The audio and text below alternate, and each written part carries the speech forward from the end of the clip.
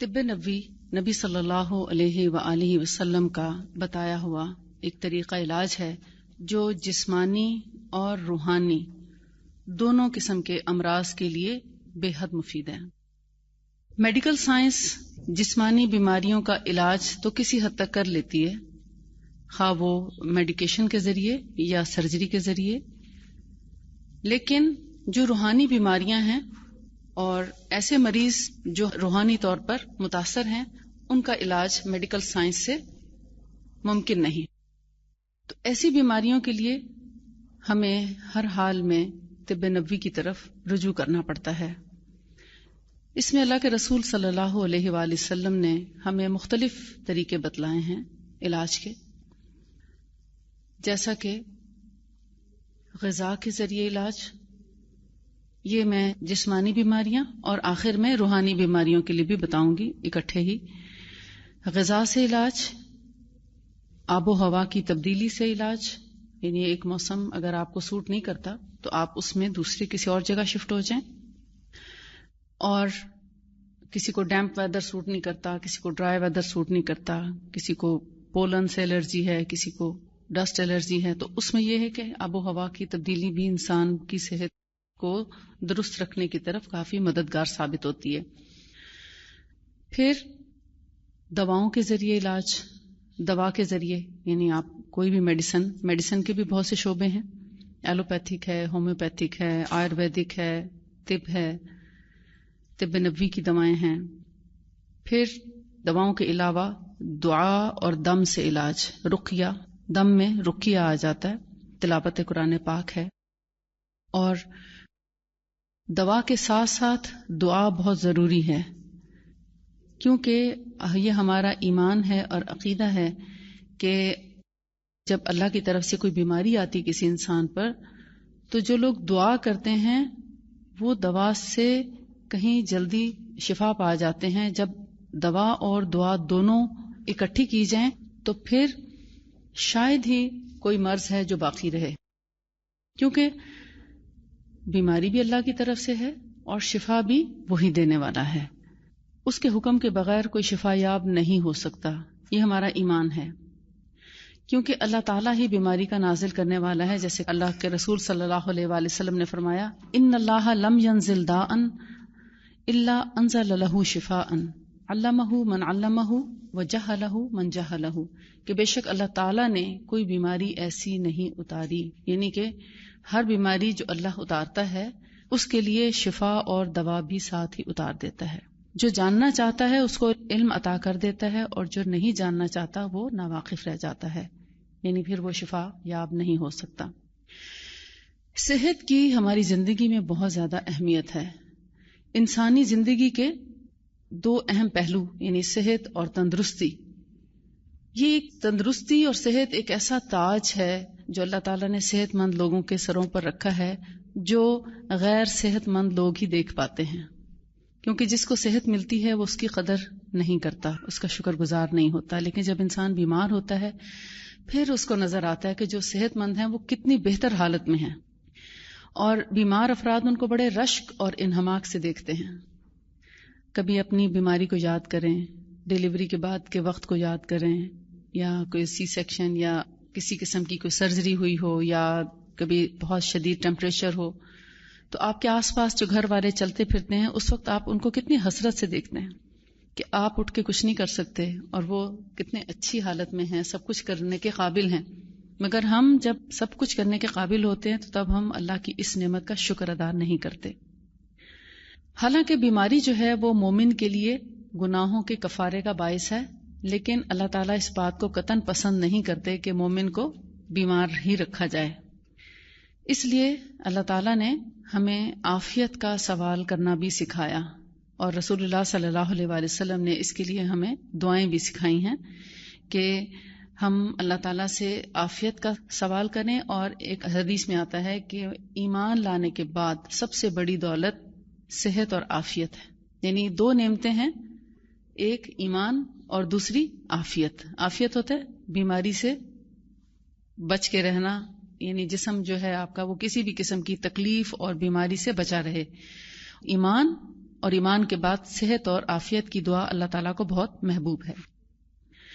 اور اگر بیماری آ جائے تو اس کا علاج کرنا بھی مسنون ہے، یعنی علاج کرنا سنت ہے. ایسا نہیں کہ علاج کر کے ہم کوئی تقدیر کے اگینسٹ کوئی کام کرتے ہیں، ایسا نہیں ہے.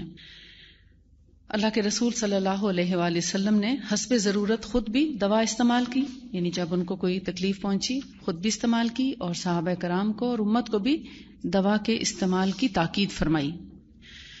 جو دوائیں نبی صلی اللہ علیہ وآلہ وسلم سے ہم تک پہنچی ہیں یا ہمیں ان کا علم ملا ہے، اس میں بہت بڑا رول امام ابن القیم الجوزی کا ہے، جنہوں نے 18ویں صدی ہجری میں ایک ایسی کتاب لکھی جو طب کے اوپر مبنی ہے. پہلے انہوں نے زاد المعاد لکھی جس کے اندر طب کا ایک بہت بڑا چیپٹر ہے طب نبوی سے متعلق، لیکن بعد ازاں انہوں نے طب نبوی کے ٹاپک سے ایک پوری کتاب، مدلل کتاب لکھ دی، جس کے اندر وہ تمام احادیث موجود ہیں جو آپ صلی اللہ علیہ وآلہ وسلم سے کسی بھی علاج کے سلسلے میں مروی تھیں. جو احادیث وہ سب کی سب انہوں نے اس میں جمع کر دی. زیادہ تر امام ابن القیم الجوزی صحیح مسلم اور صحیح بخاری سے احادیث لے کر آتے ہیں علاج کے سلسلے میں، لیکن کچھ احادیث ان کی ابن ماجہ، ترمذی اور امام احمد اور اسی طرح نسائی وغیرہ سے بھی منقول ہیں. لیکن ان کی بڑی خوبی یہ ہے کہ وہ ان تمام احادیث کے ساتھ نیچے حاشیے میں ایک باقاعدہ نوٹ لکھتے ہیں کہ یہ حدیث اوتھینٹک ہے، یہ حدیث ضعیف ہے، ان کے راویوں میں ایک راوی فلاں جو ہے وہ اس کے بارے میں رائے ٹھیک نہیں ہے. اب جو طب نبوی ہے اس کا ہماری زندگی پر کیا پازیٹو اثر ہو سکتا ہے اگر ہم اس کو اپنائیں؟ اکثر لوگ سوال کرتے ہیں، جو نیا کوئی بھی شخص پاس آئے تو پوچھتے ہیں اس کا کوئی سائیڈ ایفیکٹ تو نہیں ہوگا؟ پہلا سوال یہ کرتے ہیں لوگ. پھر کہتے ہیں کیا واقعی اثر کرے گی؟ دوسرا سوال. پھر تیسرا یہ کہ جو دوائیں ہم کھا رہے ہیں کیا وہ ہم چھوڑ دیں اور پھر صرف یہی استعمال کریں؟ یہ اکثر نئے لوگوں کے سوالات ہوتے ہیں. ایکچولی طب نبوی صرف وہی استعمال کر سکتا ہے جس کا ایمان اور عقیدہ اسٹرانگ ہوگا، کیونکہ جن دواؤں کے سائیڈ ایفیکٹس ہیں آلریڈی ہیں اور ان کے سائیڈ ایفیکٹس اس دوا کے ساتھ لپٹے ہوئے آتے ہیں، ان کو تو کبھی ہم نے کھول کے نہیں پڑھا، دیکھا نہیں. اور جس دوا کا سورس وحی الہی ہے یہ اسی طرح شک سے مبرہ ہے جیسے قرآن پاک. ذالک الکتاب لا ریب فیہ ھدی للمتقین، یہ ہدایت اللہ کی طرف سے آئی ہے، لہٰذا اس میں کسی قسم کی شک و شبہ کی گنجائش نہیں. وحی الہی جس کا سورس ہو، کیا اس میں شک کرنا چاہیے کہ وہ انسانوں کے لیے کوئی نقصان کا باعث بنے گی؟ ہمارا اس لحاظ سے کسی قسم کا شک کرنا شرک کے زمرے میں آتا ہے، کیونکہ جو چیز وحی الہی پر مبنی ہے، جو اللہ تعالیٰ نے خود اپنے نبی کو جو چیز سکھائی اور جو بتلائی، اس میں کسی قسم کا شک نہیں ہونا چاہیے. اور اگر کبھی جیسے مثال کے طور پر شہد کھانے سے کچھ لوگوں کو جلن محسوس ہوتی ہے یا گرمی محسوس ہوتی ہے، تو وہ شہد آپ کو بتاتا ہے کہ آپ کا کیا پرابلم ہے. وہ آپ کو صرف گرمی ہی محسوس کرائے گا، وہ آپ کو کوئی نقصان نہیں دے گا کہ آپ کے پیشاب میں یا آپ کے ناک میں خون آنے لگے اور آپ کو کوئی اور پرابلم شروع ہو جائے. ایسا نہیں ہے. جو آپ کا پرابلم ہے وہ انڈیکیٹ کرے گا. کئی ایسی مسنون چیزیں ہیں جیسے خس الہندی، خس البحری، ہنی، یہ آپ کو بتاتی ہیں کہ آپ کے جسم میں یہ مسئلہ ہے، آپ اس کا علاج کرائیں. مثلا جن لوگوں کو ایسیڈیٹی ہوتی ہے، تیزابیت ہے، اور وہ اگر خس الہندی لیتے ہیں تو ان کو بھی اسی طرح تھوڑی گرمی محسوس ہوتی ہے، تو وہ بتاتی ہے کہ آپ کو یا تو ایچ پائلوری ہو سکتا ہے، ایچ پائلور ہے، کچھ جن لوگوں کو ہے ان کو بہت اچھی بات میری سمجھ آ رہی ہے، جن کو نہیں ہے ان کو شاید نہ سمجھ آئے، یا ایسیڈیٹی کا پرابلم ہے، یا تیزابیت اور السر ہے. السر ہو تب بھی وہ تھوڑا سا فیل کراتی ہے. تو اس کا یہ مطلب نہیں کہ یہ اس کے کوئی سائیڈ ایفیکٹس ہیں. اس کا مطلب یہ ہے کہ ہم بیمار ہیں اور ہماری بیماری ڈاکٹر نہیں ڈائگنوز کر سکا، طب نبوی کی دوا نے ڈائگنوز کر دی ہے. جہاں گرمی محسوس ہو، گرمائش فیل ہو، یا ایسے تھوڑا ایسیڈیٹی کی کسی کیفیت فیل ہو، آپ فوراً اپنا ایسیڈیٹی کا علاج کرائیں. بس میکسیمم یہی ہوگا. ہاں اگر کنجیشن بہت زیادہ ہے، اس کے لیے آپ نے شہد یا خس الہندی یا بحری کا استعمال کیا اور اس میں آپ کو وامٹ آ گئی، تو وہ بیماری نہیں ہے، اس نے استفراغ کیا ہے، اس نے ڈیٹاکس کیا ہے. ابھی 2 ہفتے پہلے میرے ملتان میں اسی طرح کلاس تھی، تو وہاں 2 دن ریگولر کلاس تھی. تو اس کا یہ فائدہ ہوتا ہے کہ مثلا آج آپ نے جو چیزیں سنی، کل آپ کے ذہن میں جو سوال اٹھیں گے آپ کو اس کا جواب مل جائے گا. یا جو چیزیں آج آپ لے کر گئے اس میں کسی چیز کے بارے میں آپ کو کوئی ڈاؤٹ ہوا کہ سمجھ نہیں آئی کہ اس کو کیسے استعمال کرنا تھا، کس طریقے سے، یہ کس بیماری کے لیے، نیکسٹ ڈے آپ کو سوال میں اس کی سمجھ آ جاتی ہے، اس کو بہت اچھا ایکسپلین کر دیتے ہیں. تو اسی طرح وہ ایک دن میں نے جو کچھ ان کو قسط الہندی کے بارے میں بتایا کہ کنجیشن اور سینے کے تمام امراض جیسے گلے کی خرابی، ماؤتھ السر اور تھائرائڈ، اور اس کے علاوہ برونکیول نمونیا، برونکائٹس، برونکیکٹسس، پلیورسی، کنجیشن، کاف، اس کا بہت اچھا علاج ہے. ایون ٹی بی کا بھی، ٹی بی میں بھی یہ بہت ہیلپ فل ہے قسط الہندی، کیونکہ یہ سارے کا سارا بلغم اکھاڑ کے باہر پھینکتی. تو جب انہوں نے سنا تو ان کے بچے کو بہت شدید کنجیشن اور کھانسی تھی. انہوں نے اپنے بچے کو دیا تو اس نے کافی بڑی وامٹ کر دی. تو کہتی میں نے جب اس کو دی 2-3 دفعہ میں اس نے اچھی خاصی وامٹ کی، لیکن اس کے بعد پھر وہ سکون سے سو گیا اور صبح تک سوتا رہا، ایک دفعہ بھی نہیں کھانسا. تو وہ بتا رہی تھی ایک سادہ سے لفظوں میں کہ تقریباً آدھے لوٹے جتنا اس نے ریشہ اگل دیا.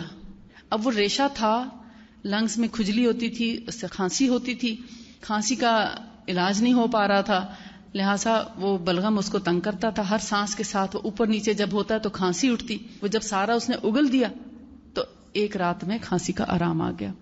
کوئی اور ہوتا تو وہ کہتا ہے قسط الہندی سے الٹیاں ہوتی ہیں، یعنی وامٹ شروع ہوگی، میں تو نہیں آئندہ دوں گی کیونکہ اس سے وامٹس ہوتی ہیں. اس نے اس بات کو سمجھا ہی نہیں، انڈرسٹینڈ ہی نہیں کیا کہ اس نے تو ڈیٹاکس کیا. نبی صلی اللہ علیہ وآلہ وسلم نے جتنے علاج بتائے ہیں اس میں آپ نے فرمایا سب سے اچھا علاج یہ ہے کہ جسم کے اندر سے ٹاکسنس نکال دیے جائیں، باڈی کو ڈیٹاکس کیا جائے. استفراغ، حدیث میں جو لفظ استعمال ہوا ہے اس کے لیے، ڈیٹاکس کے لیے استفراغ، عربی میں سے استفراغ بولتے ہیں، یعنی جسم سے گندے مادے اور جو ٹاکسنس ہیں ان کو ریموو کر دینا اور ان کے بدلے جسم کے اندر ایسی صالح خوراک کا استعمال کرنا کہ پھر سے وہ ٹاکسنس دوبارہ نہ بنے. اور جسم کو ہلانا جلانا، موومنٹ کرنا، کچھ نہ کچھ واک کرنا، کچھ نہ کچھ یعنی ہلکی پھلکی ایکسرسائز کرنا کہ ہمارے بیٹھے بیٹھے جوڑوں میں ٹاکسنس جمع ہو جاتے ہیں جن کا نکالنا ضروری ہے.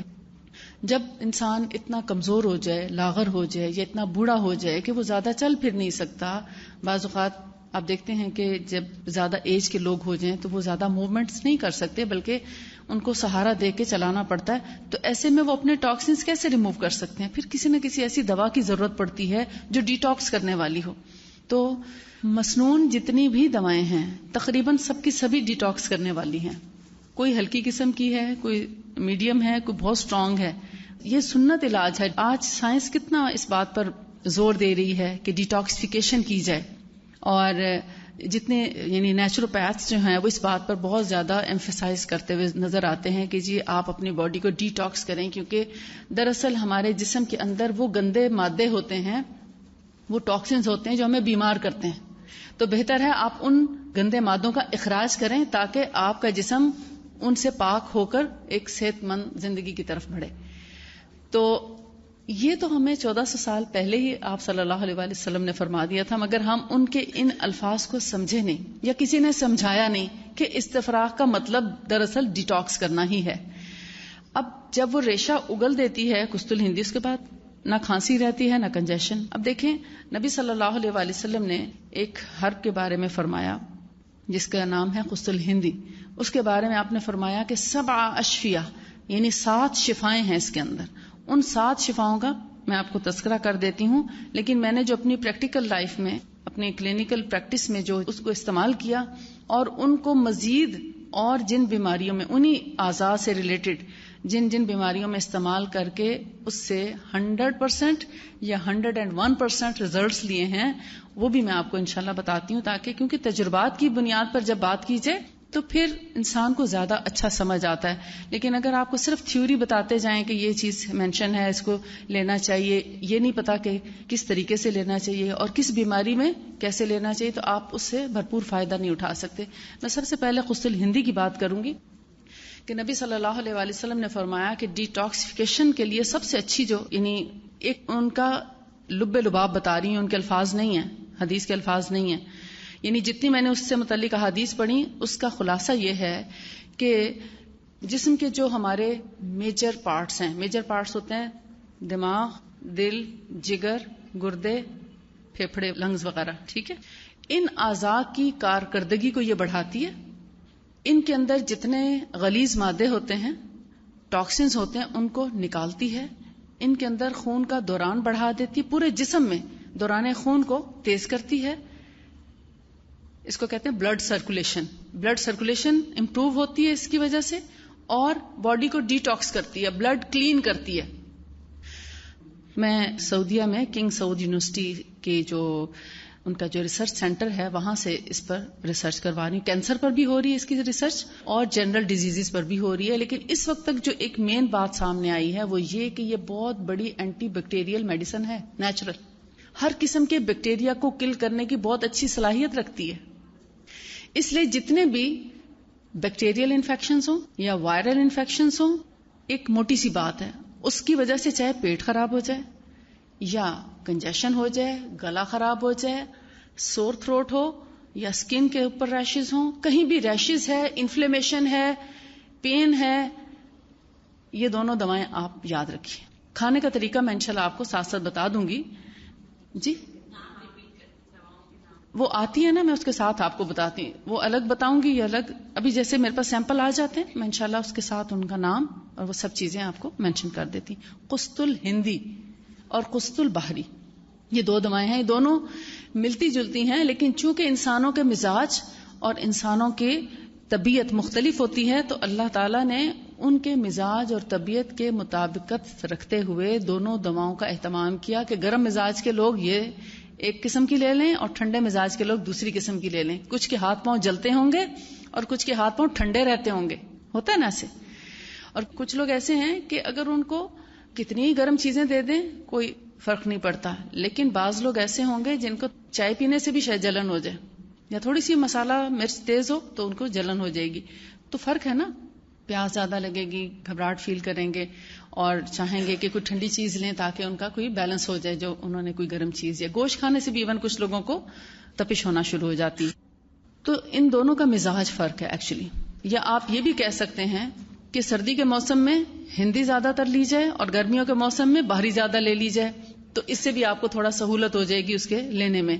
اب جیسے آج کل کسی وقت سردی کی لہر آ جاتی ہے اور کسی وقت جو ہے موسم تھوڑا سا گرم ہو جاتا ہے، تو جب ٹھنڈک کی وجہ سے کوئی تکلیف پہنچے، سردی کی وجہ سے دردیں ہو جائیں یا کہیں انفلیمیشن ہو جائے درد کے ساتھ، آپ نے جیسے درد بھی ہے مگر اس حصے کو بہت زیادہ جیسے کہتے ہیں نا کام کاج کر کے یوز کیا اور اس کے بعد پھر سویلنگ ہو گئی ہے، انفلیمڈ ہو گئے ہیں جوائنٹس یا کوئی بھی حصہ، پاؤں یا لیگز یا نیز وغیرہ، تو وہ انفلیمیشن ہو یا درد ہو، ایسی صورت میں پھر ہندی کا استعمال کیا جائے. لیکن جب ریشز ہو جائیں، ریشز عموماً ہوتے ہیں یعنی جیسے کوئی گرم چیز آپ کھائیں تو آپ دیکھتے ہیں پمپلز نکل آتے ہیں، دانے نکل آتے ہیں، کوئی نہ کوئی پھوڑا پھنسی. اور اسی طرح گرم چیز کھائیں تو منہ جل جاتا ہے اور سور ہو جاتا ہے. اسی طرح گلا بھی عموماً جیسے اکثر لوگوں کو تو سردی سے خراب ہوتا ہے لیکن بہت سے لوگوں کو گرمی سے بھی خراب ہوتا ہے. یعنی زیادہ گرمی ہو جائے، کوئی گرم چیز چائے کا گرم گھونٹ پی لیا، سویل کر گئے ٹانسس. گرمی کی وجہ سے اگر خراب ہوا ہے تو قسط البحری. یہ اگر آپ کو ان دونوں کا واضح پتہ چل جائے فرق تو آپ گھر بیٹھے اپنا اور اپنے بچوں کا علاج کر سکتے ہیں ان تمام بیماریوں کے لیے. سور تھروٹ میں قسط البحری بہت اچھا کام کرتی ہے. سور تھروٹ، ماؤتھ السرز، آپ دیکھتے ہیں کہ ماؤتھ السرز کا کسی اینٹی بایوٹک میں کوئی علاج نہیں ہے.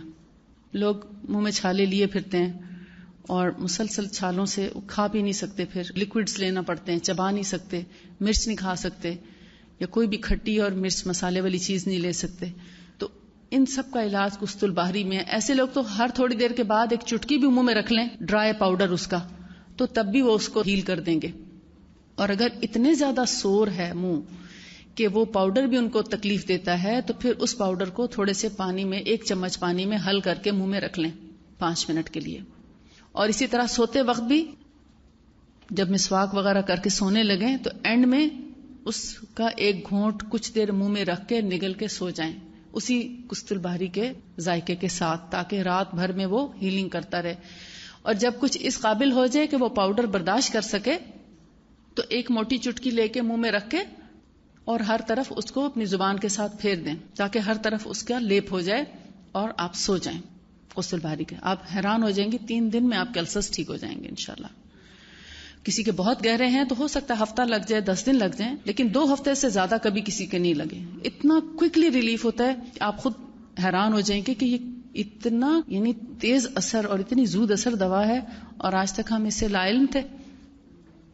پھر جو کستل ہندی ہے جس کے بارے میں بتا رہی تھی کہ پلیورسی ہوتا ہے لنگس میں پانی پڑ جانا, پھیپڑوں میں پانی پڑ جاتا ہے. دل کی بیماری SLE کے ساتھ بھی ہوتا ہے, یا اسائٹس کے ساتھ پلیورسی ہو جاتی ہے, یا جانڈس یا کرونک لیور ڈیزیز کے ساتھ سم ٹائمز پلیورسی ہو جاتی ہے. یعنی بہت گہری بیماریوں کے ساتھ لنگس میں پانی پڑتا ہے.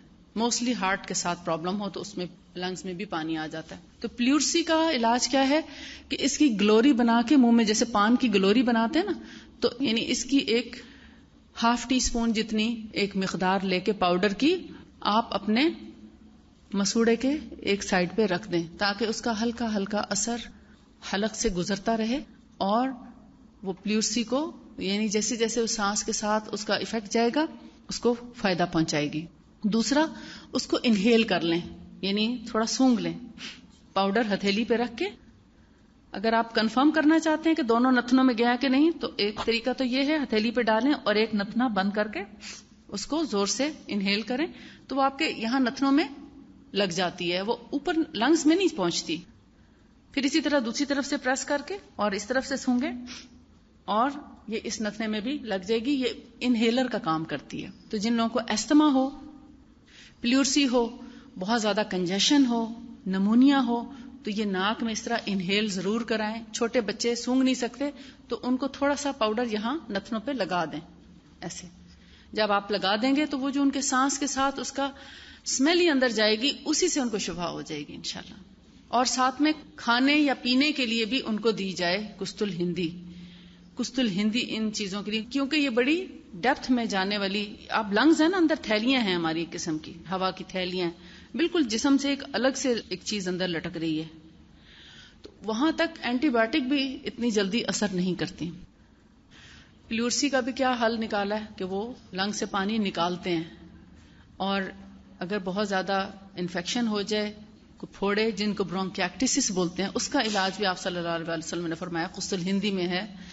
ڈاکٹرز اتنا پارٹ لنگس کا کاٹ دیتے ہیں اور باقی لنگ کو سی دیتے ہیں, لیکن کستل ہندی کا یہی عمل سونگنا اور منہ میں گلوری رکھنا, اور کسی وقت اس کا کاوا بنا کے یا کاوے کے بغیر عام نارمل, گرمی کا موسم ہو تو نارمل پانی میں پئیں, سردی کا موسم ہو تو گرم پانی میں بھی پی سکتے ہیں تاکہ اس کا ایفیکٹ آپ کی چھاتی تک پہنچے.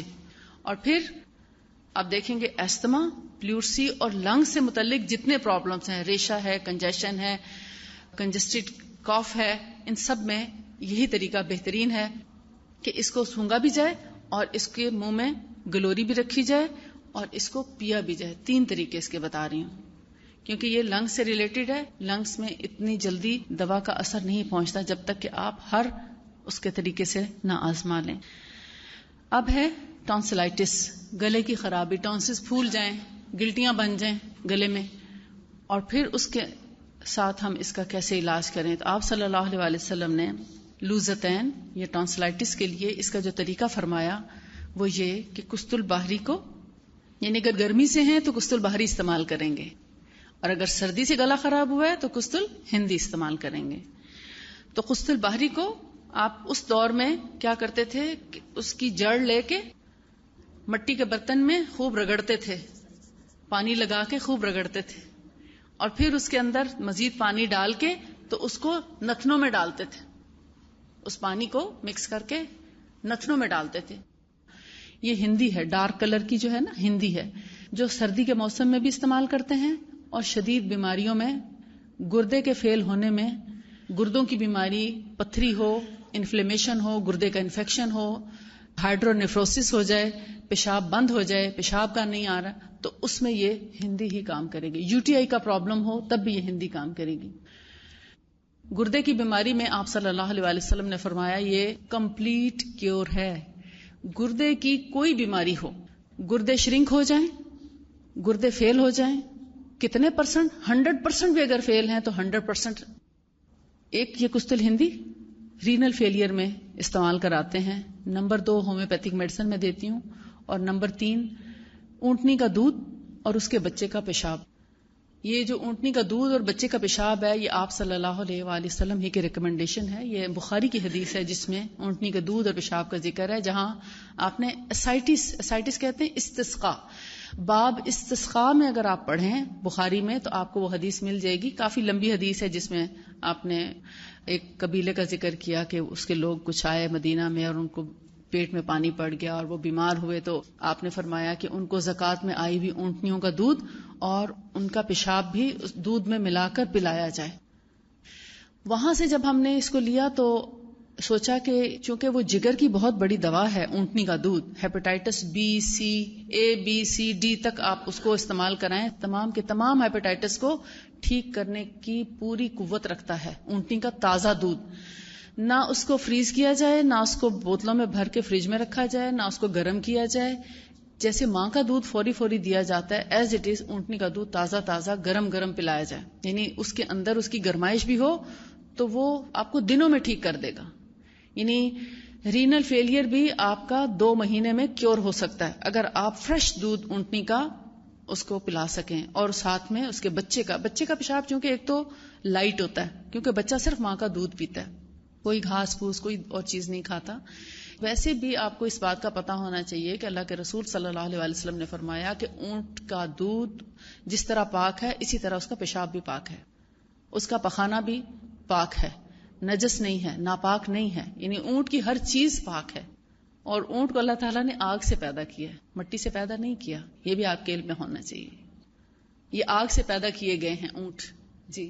اور باڑے میں کام کرنے والوں کے کپڑوں پر اگر اس کا پیشاب یا پخانہ ہو تو ان کا یعنی اگر وضو ہے تو ایسی حالت میں ان کی نماز بھی ہو جاتی ہے. یعنی باڑے میں نماز نہ پڑھیں, باڑے سے ہٹ کے پڑھیں, مگر اگر اس زمین پر تھوڑا بہت اثر بھی ہو پیشاب کا تو تب بھی نماز ہو جاتی ہے کیونکہ یہ پاک ہے. تو یہ چیز ہمیں پتہ ہونی چاہیے کہ کون سی چیز کو ہمارا دین پاک کہتا ہے اور کون سی چیز کو ناپاک کہتا ہے. جب ہم مسکنسیپشن رکھتے ہیں نا تو ہم بہت سی بیماریوں میں گھر جاتے ہیں. اب آپ دیکھیں انہی بیماریوں میں گھرے ہوئے ہیں جن کو جب تک ہم نہیں مانیں گے ہم نہیں نکل سکیں گے. ہر دوسرے تیسرے گھر کا بندہ گردے کا بیمار ہے کہ نہیں؟ اگر میں آپ سے کہوں کہ آپ کے گھروں میں یعنی آپ کے خاندانوں میں کتنے لوگوں کے گردوں کی بیماری ہے, چاہے وہ پتھری ہے, چاہے وہ گردے کا درد ہے, چاہے وہ ہائیڈرونیفروسس ہے, چاہے وہ رینل فیلئر کا کیس ہے, کریٹینن ہائی ہو گیا, ڈائلسس پہ ہیں, کتنے لوگوں کے فیملی میں گردے کے مریض ہیں یا UTI کا پرابلم ہے؟ یعنی آدھے سے زیادہ لوگ ہوں گے. لیکن ہمارا دل نہیں مانتا کہ ہم اونٹنی کے پیشاب کو پاک سمجھ لیں, اور جب تک نہیں سمجھیں گے ہم اس بیماری سے نجات نہیں پا سکتے. اچھا, تو یہ جو ہے آلات بول کے پرابلمز جتنے بھی ہیں, آلات بول کہتے ہیں گردے اور مثانے سے متعلق جتنی بھی تکالیف ہیں, چاہے وہ یورینری ٹریک انفیکشن ہو. ویسے میں آپ کو یہ بتا دوں جنرلی کوئی بھی انفیکشن ہو اس میں بہت اچھا. میں نے جب اس کا پڑھا تو اس سے میں نے اخذ کیا اور پھر میں نے ہر قسم کے انفیکشن میں ان کو استعمال کرا کے دیکھا. الحمدللہ ہر انفیکشن ٹھیک ہوا. جن لوگوں کا گرمی کا مزاج تھا ان کو ہم نے پہلے یہ دی وائٹ والی کستل بہری, یعنی جن کے ہاتھ پاؤں میں جلن ہوتی ہے یا جن کو بہت زیادہ گرمی لگتی ہے, بہت زیادہ ان کو AC کے بغیر نہیں رہ سکتے, ہوا کے بغیر نہیں رہ سکتے, ان کو پہلے ہم یہ استعمال کراتے. جب ان کا مزاج معتدل ہو جاتا ہے پھر ہم بعد میں ان کو یہ دیتے ہیں. حتیٰ کہ گردے فیل کے مریض کو بھی اگر گرمی اور تپش بہت زیادہ ہے تو ہم پہلے یہ دے دیتے ہیں. یا ایسیڈیٹی کا پرابلم ہے, جلن ہے, اس کے ساتھ میدے کا علاج بھی کرتے ہیں, گرمی کا علاج بھی کرتی ہوں اس کے بعد, اور ساتھ ساتھ یہ بھی دیتے ہیں. پھر ہم یہ استعمال کریں. یہ بہت اسٹرانگ دوا ہے, کسی بھی اینٹی بایوٹک سے زیادہ افیکٹو ہے. اس کو آپ ہندی یہ زیادہ افیکٹو ہے. اگر آپ اس کو آزمانا چاہیں, جیسے 2 لوگ بیمار ہونا اور دونوں کے ایکولی ٹانسلز بڑے ہوئے ہیں, مثلا ایک کو آپ اینٹی بایوٹک شروع کرا دیں اور ایک کے ناک میں یہ ڈالنا شروع کریں, ساتھ میں کھلانا بھی شروع کریں, یہ دوسرے دن ٹھیک ہوگا. اس کے استعمال کرنے والا اینٹی بایوٹک والا 8 دن بعد ٹھیک ہوگا, اور 8 دن گزریں گے اینٹی بایوٹک والا دوبارہ بیمار ہو جائے گا, یہ انشاءاللہ دوبارہ بیمار بھی نہیں ہوگا. اتنا کوئک ریلیف ہے اس سے انشاءاللہ. اور وہی سائیڈ ایفیکٹس ہے نا کہ امیونٹی ویک ہو جاتی ہے, اور پھر نئی بیماری کے لیے انسان پہلے سے زیادہ تیزی کے ساتھ جو ہے وہ آمادہ ہو جاتا ہے یا بیمار جلدی ہو جاتا ہے. اچھا ڈارک والی actually antibacterial medicine strong والی یہی ہے. ڈارک والی کڑوی بھی بہت ہے, اسمیل بھی بڑی اسٹرانگ ہے. جنہوں نے کبھی نہیں کھائی وہ پہلی دفعہ کھا بھی نہیں سکتے, مطلب ان کو مشکل لگتا ہے. اب میں تو منہ میں اس کو رکھ بھی لیتی ہوں کیونکہ میں نے سارے ایکسپیرینسز اپنے اوپر کیے ہیں. سب سے پہلے خود کھاتی ہوں, کسی بھی تکلیف میں, تھکن میں, بیماری میں, کوئی بھی تکلیف ہو تو پہلے اپنے اوپر تجربات کیے, پھر اپنے بچوں پہ, اپنے گھر والوں پہ, پھر اپنے پیشنٹس پہ. الحمدللہ اب میرے پاس تھاؤزنڈس کے حساب سے اس کے ریزلٹس موجود ہیں الحمدللہ. دیکھیں چھوٹے بچوں کو, بہت چھوٹے بچوں کو تو آپ چٹکی بھی دے دیں گے نا, ٹھیک ہے, اس کو آپ شہد میں ملا کر دے دیں, ٹھیک ہے. یہ بیری کا شہد ہے اور بالکل پیور فریش اکتوبر کا بنا ہوا ہے, قدرتی شہد ہے. جتنا شہد اچھا ہوگا اتنے ہی پھر آپ کو ریزلٹس بھی اچھے ملیں گے. ایکچولی جب تک کوئی چیز بذات خود ٹھیک نہیں, آپ اس سے اچھے ریزلٹس نہیں لے سکتے, ٹھیک ہے. گھر سارے ہی آباد نظر آتے ہیں, لیکن جن گھروں میں اچھی بہویں جاتی ہیں یا اچھی لڑکیاں جاتی ہیں ان گھروں کا سکون اور ان کا ماحول کچھ اور ہوتا ہے. لیکن جن گھروں میں نیگیٹو تھاٹس کی لڑکی چلی جاتی ہے, پھر وہ بےچارے پردے ہی ڈالتے رہتے ہیں اور گزارا کرنے کی کوشش کرتے رہتے ہیں. اسی طرح میری یہ کوشش ہوتی ہے کہ اپنی اٹموسٹ کوشش کر کے چیز کی پیورٹی اتنی رکھوں جتنی کہ اللہ کے رسول صلی اللہ علیہ وآلہ وسلم کے گھر میں تھی. میری ہر ممکن اتنی ہی کوشش ہے. ہاں اگر اس میں کوئی جیسے آپ کہہ لیں کہ کھاد کے حوالے سے ہے, وہ بھی میری کوشش ہوتی کہ میں را مٹیریل لوں جہاں کھاد استعمال نہیں ہوتی. جن علاقوں میں کھاد ہے ہی نہیں یا وہ اتنے غریب علاقے ہیں کہ وہاں کھاد بھی استعمال نہیں کر سکتے, صرف بارش کے پانی سے ہی قدرتی طور پر اگتی ہیں چیزیں. مثال کے طور پر ہم تلبینہ جو لیتے ہیں وہ ایسے پنجاب کے, جنوبی پنجاب کے ایسے علاقوں سے لیتے ہیں جہاں پر سوائے بارش کے اور پانی کا بھی ارینجمنٹ نہیں ہے. تو ان جگہوں سے ہم یہ جو لے کر اور اسے تلبینہ بنایا جاتا ہے کہ جو بالکل کھاد اور سپرے سے محفوظ ہے, پاک ہے.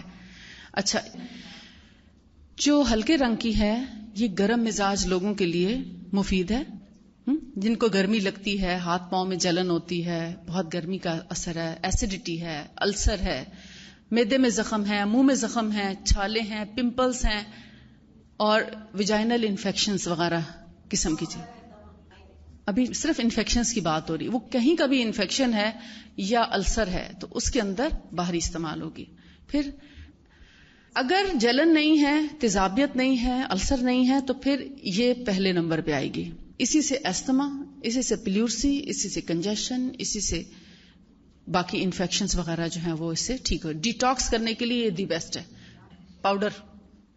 اور دوسرا اگر شوگر نہیں ہے تو شہد میں ملا کر بھی لے سکتے ہیں, اور اگر شوگر ہے تو سادہ لیں پانی کے ساتھ, سردیوں میں گرم پانی کے ساتھ اور گرمیوں میں عام روم ٹیمپریچر پانی کے ساتھ لیں. اور طریقہ یہ ہے جیسے جسم میں اگر دردیں ہیں, خاص طور پہ تھکن ہے, فٹیک ہے, آپ کہتے ہیں مجھ سے اٹھا نہیں جاتا, بیٹھا نہیں جاتا, کام نہیں کیا جاتا, جو میں چاہتی ہوں میں کروں وہ میں کر نہیں سکتی, تو ایسے میں اس کی 1 چائے کی چمچ ایڈلٹس کے لیے, آپ سب لوگوں کے لیے 1 چائے کی چمچ سیدھی کر کے, پلین کر کے, اوپر سے لیول ٹی سپون 1 گھونٹ پانی میں ڈال دیں, رات کو مکس کر کے رکھ دیں, اور صبح خالی پیٹ اس کو بھلے نماز سے پہلے ہی لے لیں, کیونکہ اگر نماز سے پہلے لیں گے تو یہ کینسر کی بھی بہت بڑی دوا بن جاتی ہے, پھر یہ کینسر میں بھی ہیلپ کرتی ہے.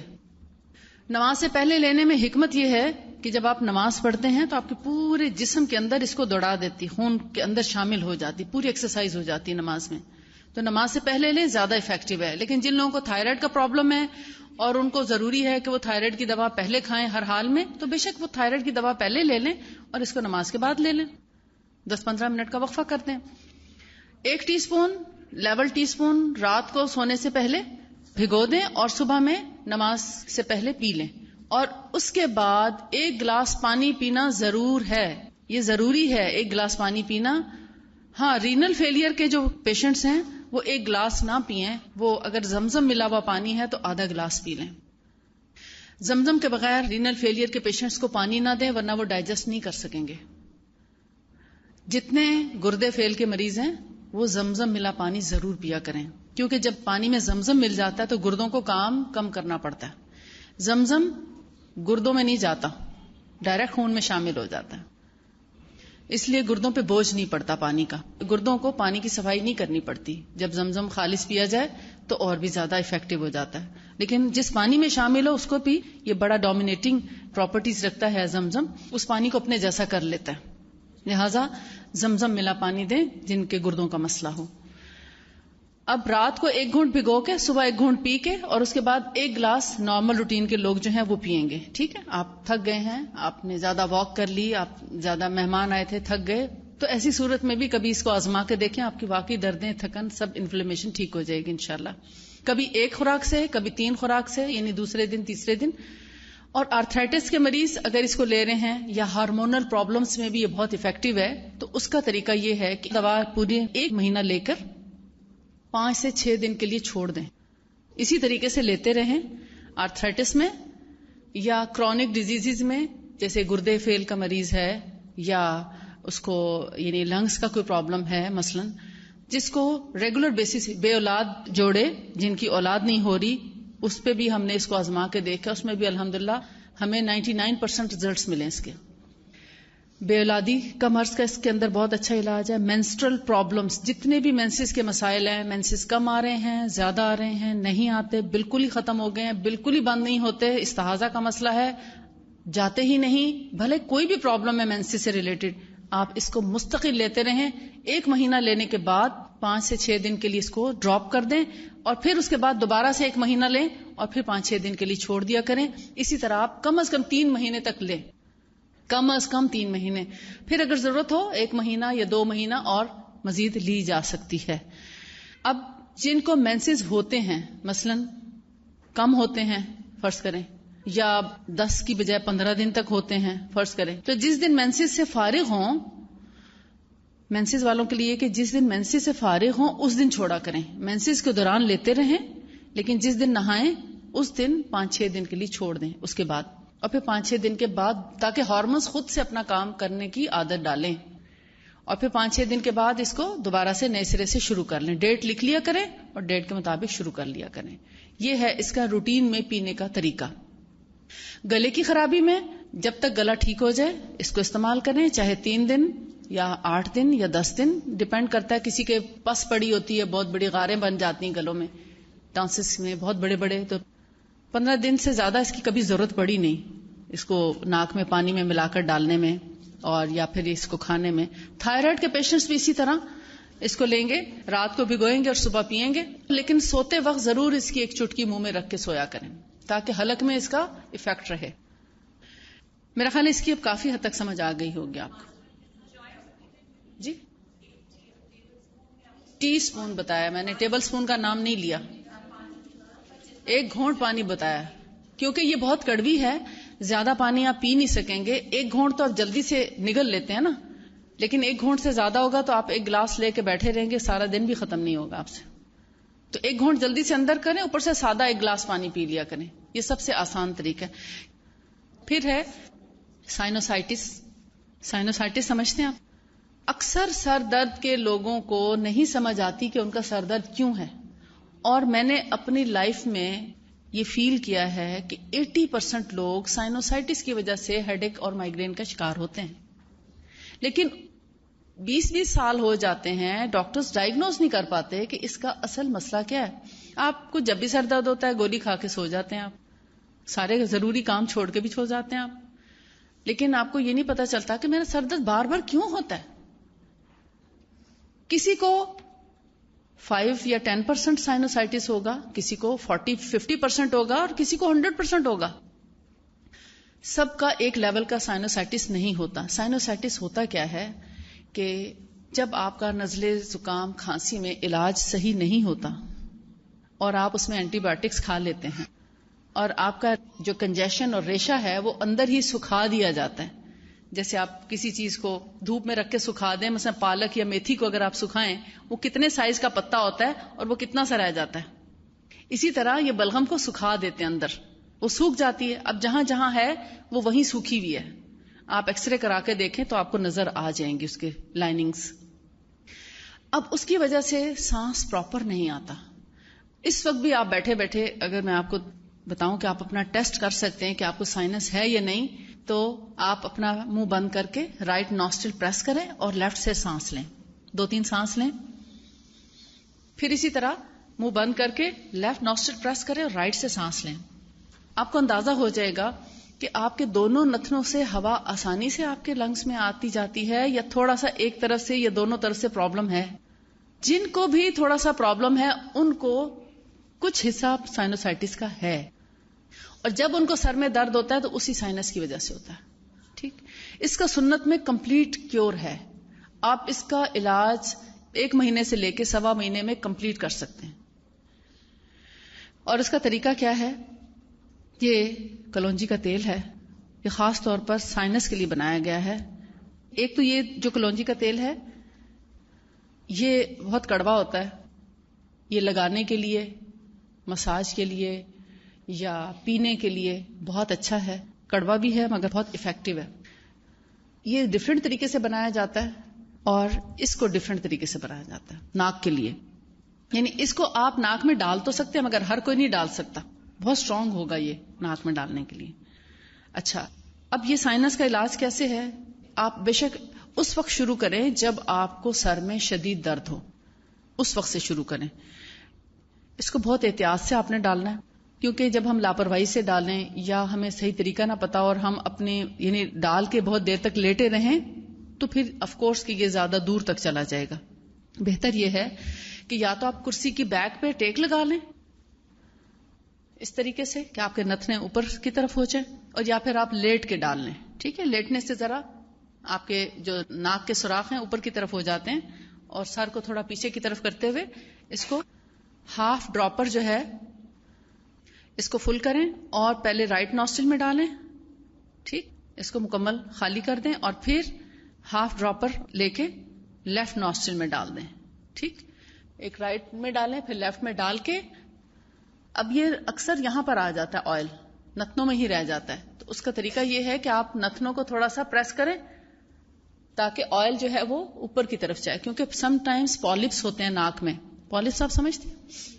یہاں پر کچھ غدود جو ہیں لٹک رہے ہوتے ہیں ناک کے اندر، تو اس کی وجہ سے وہ اوپر نہیں جاتا. یہ اس کو حلق میں آنا چاہیے، گلے میں آنا چاہیے، نہ کہ دماغ کی طرف چڑھے. ٹھیک، تو اس کو ایسے طریقے سے مسل دیں تاکہ یہ حلق میں آتا ہوا فیل ہو. جیسے ہی آپ کے حلق میں ایک ڈراپ بھی آئے اس کا تو آپ اٹھ کے بیٹھ جائیں. اس میں تقریباً 1 منٹ لگتا ہے یا کبھی 1.25 منٹ لگتا ہے، اس سے زیادہ ٹائم نہیں لیٹنا چاہیے. پھر آپ اٹھ کے بیٹھ جائیں اور جو ہاتھ کو تیل لگے اس کو آپ باہر کی طرف بھی لگا دیں تو آپ کی یہ سائنس کی جو انفلیمیشن ہے وہ بھی ختم ہو جائے گی. انشاءاللہ ہیڈ ایک فوری طور پر ریلیز ہو جائے گا. مائگرین ہو، ہیڈ ایک ہو تو روزانہ جن کو سائنس ہے وہ ڈیلی بیسس پہ ڈالیں، اور جب آپ کا سائنس ٹھیک ہو جائے تو چھوڑنے سے پہلے پھر اپنا ٹیسٹ کیجئے کہ اب دونوں نتنے کلیئر ہیں کہ نہیں. کیونکہ کسی کا پرابلم زیادہ ہوگا تو اس کو ہو سکتا ہے 1-2 ہفتے یا 15-20 دن مزید اور ڈالنے کی ضرورت ہو، یا شاید 1 مہینہ اور ڈالنے کی ضرورت ہو. تو وہ اپنا پہلے چیک کر لیں. اگر تو دونوں طرف سے ناک بالکل کھل چکی ہے، سانس کلیئر ہو گیا ہے، تو پھر تو آپ اس کو چھوڑ دیں. بعض دفعہ پالپس ہوتے ہیں، پالپس کو بھی یہ اچھا خاصا شرنک کر دیتا ہے. یہ جو غدود لٹک رہے ہوتے ہیں نا ناک میں، یہ اس کو بھی شرنک کرنے کی صلاحیت رکھتا ہے، حتیٰ کہ ناک کی جو ٹیڑھی ہڈی ہے اس کو بھی کافی حد تک سیدھا کر دیتا ہے.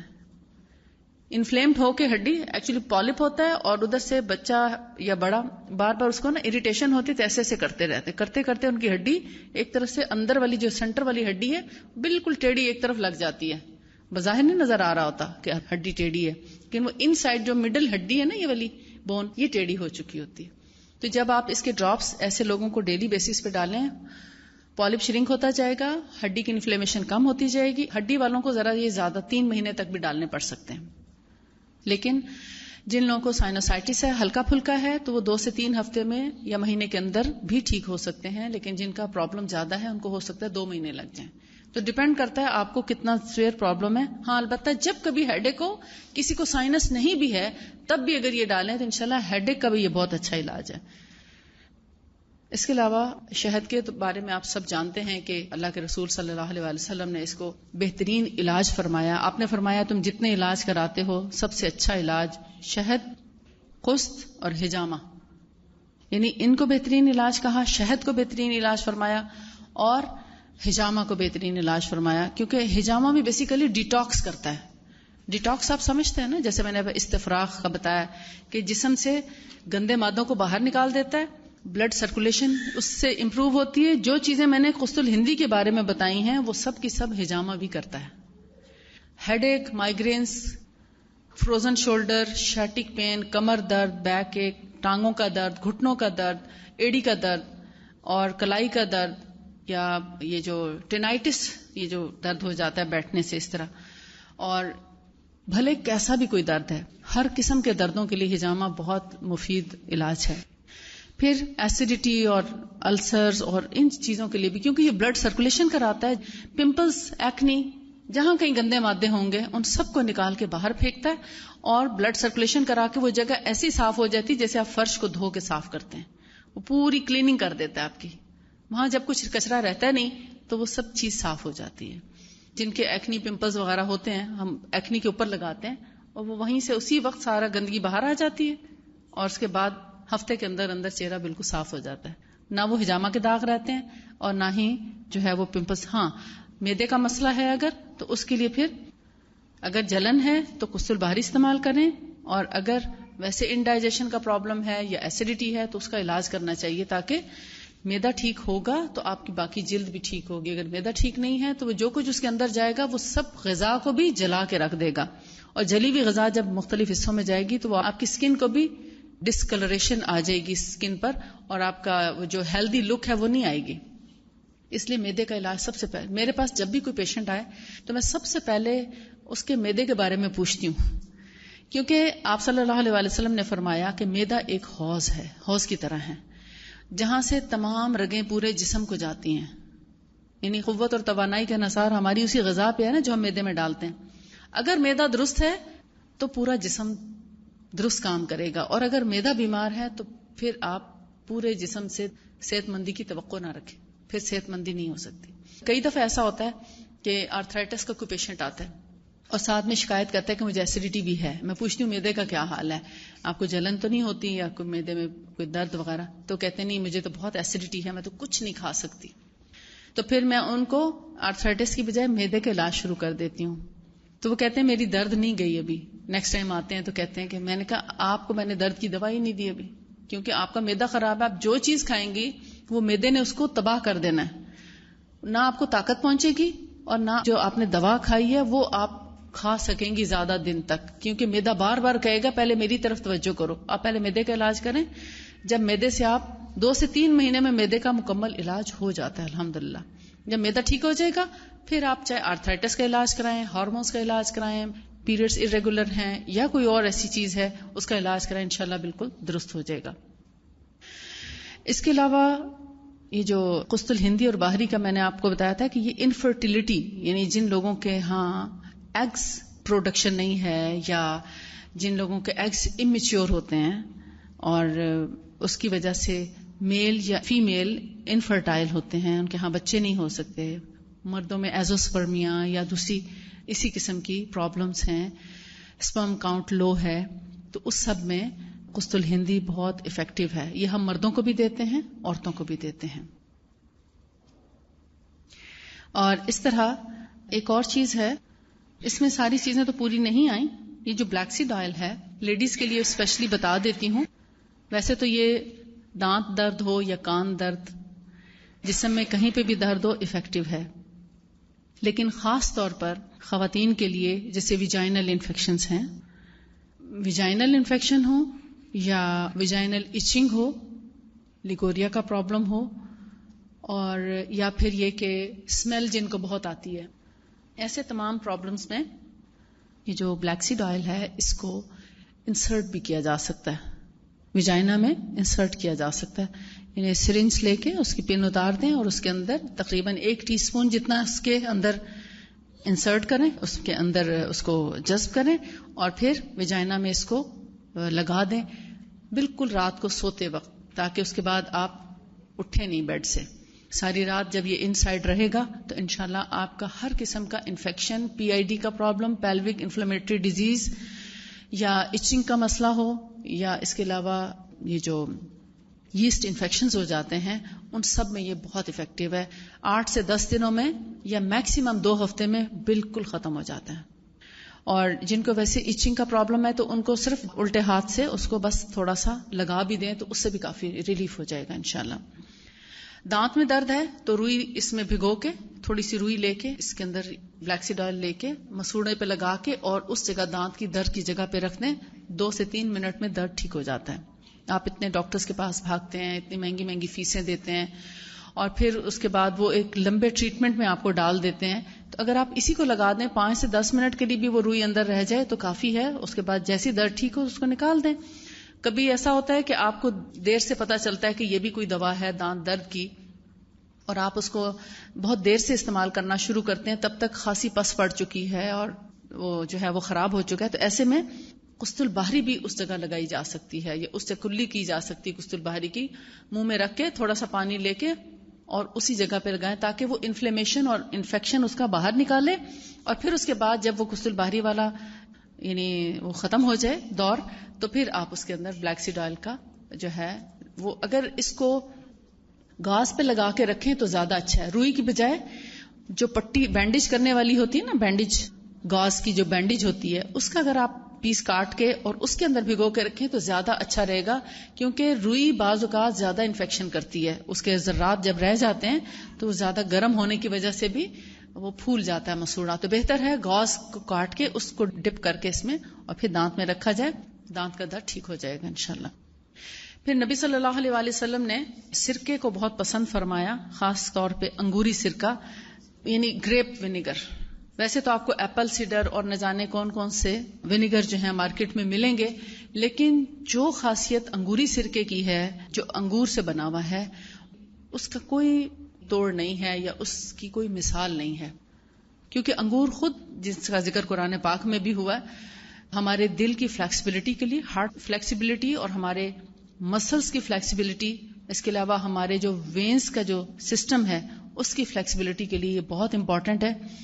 پھر یہ باڈی کو ڈیٹاکس بھی کرتا ہے. اب دیکھیں، اب ساری چیزیں آلموسٹ ڈیٹاکس کرنے والی ہیں. یہ باڈی کو ڈیٹاکس بھی کرتا ہے، اسپیشلی ان لوگوں کے لیے یہ نعمت غیر مترقبہ ہے، یعنی جس کا کوئی نعم البدل نہیں، جن کو شوگر ہو چکی ہو، بلڈ پریشر ہو چکا ہو، کولیسٹرول ہو، یا ٹرائیکلسرائڈز جن کے زیادہ ہو گئے ہوں، یا جن کے جسم بلا وجہ پھولنا شروع ہو گئے، یعنی اوبیسٹی شروع ہو گئی ہے، ابھی سٹارٹ ہے، لیکن جو بہت موٹے ہو جائیں ان کا الگ علاج ہے. لیکن جو ہلکے پھلکے، جن کے جسے مینوپاز میں آ کے جیسے مینسز بند ہوتے ہیں تو پھر خواتین کا وزن تھوڑا بڑھنے لگتا ہے، وہ کم بھی کر دیں کھانا پھر بھی وزن جو ہے وہ بڑھتا چلا جاتا ہے. تو ایسے حالت میں اس کا استعمال بہت مفید ہے. بہت سے لوگوں کی یہ تمام پرابلمز اس سے ٹھیک بھی ہوئی ہیں، لیکن ہم یہ ضرور کہتے ہیں کہ جو دوائیں آپ کھا رہے ہیں وہ ابھی آپ کھاتے رہیں، ان کو چھوڑیں نہیں.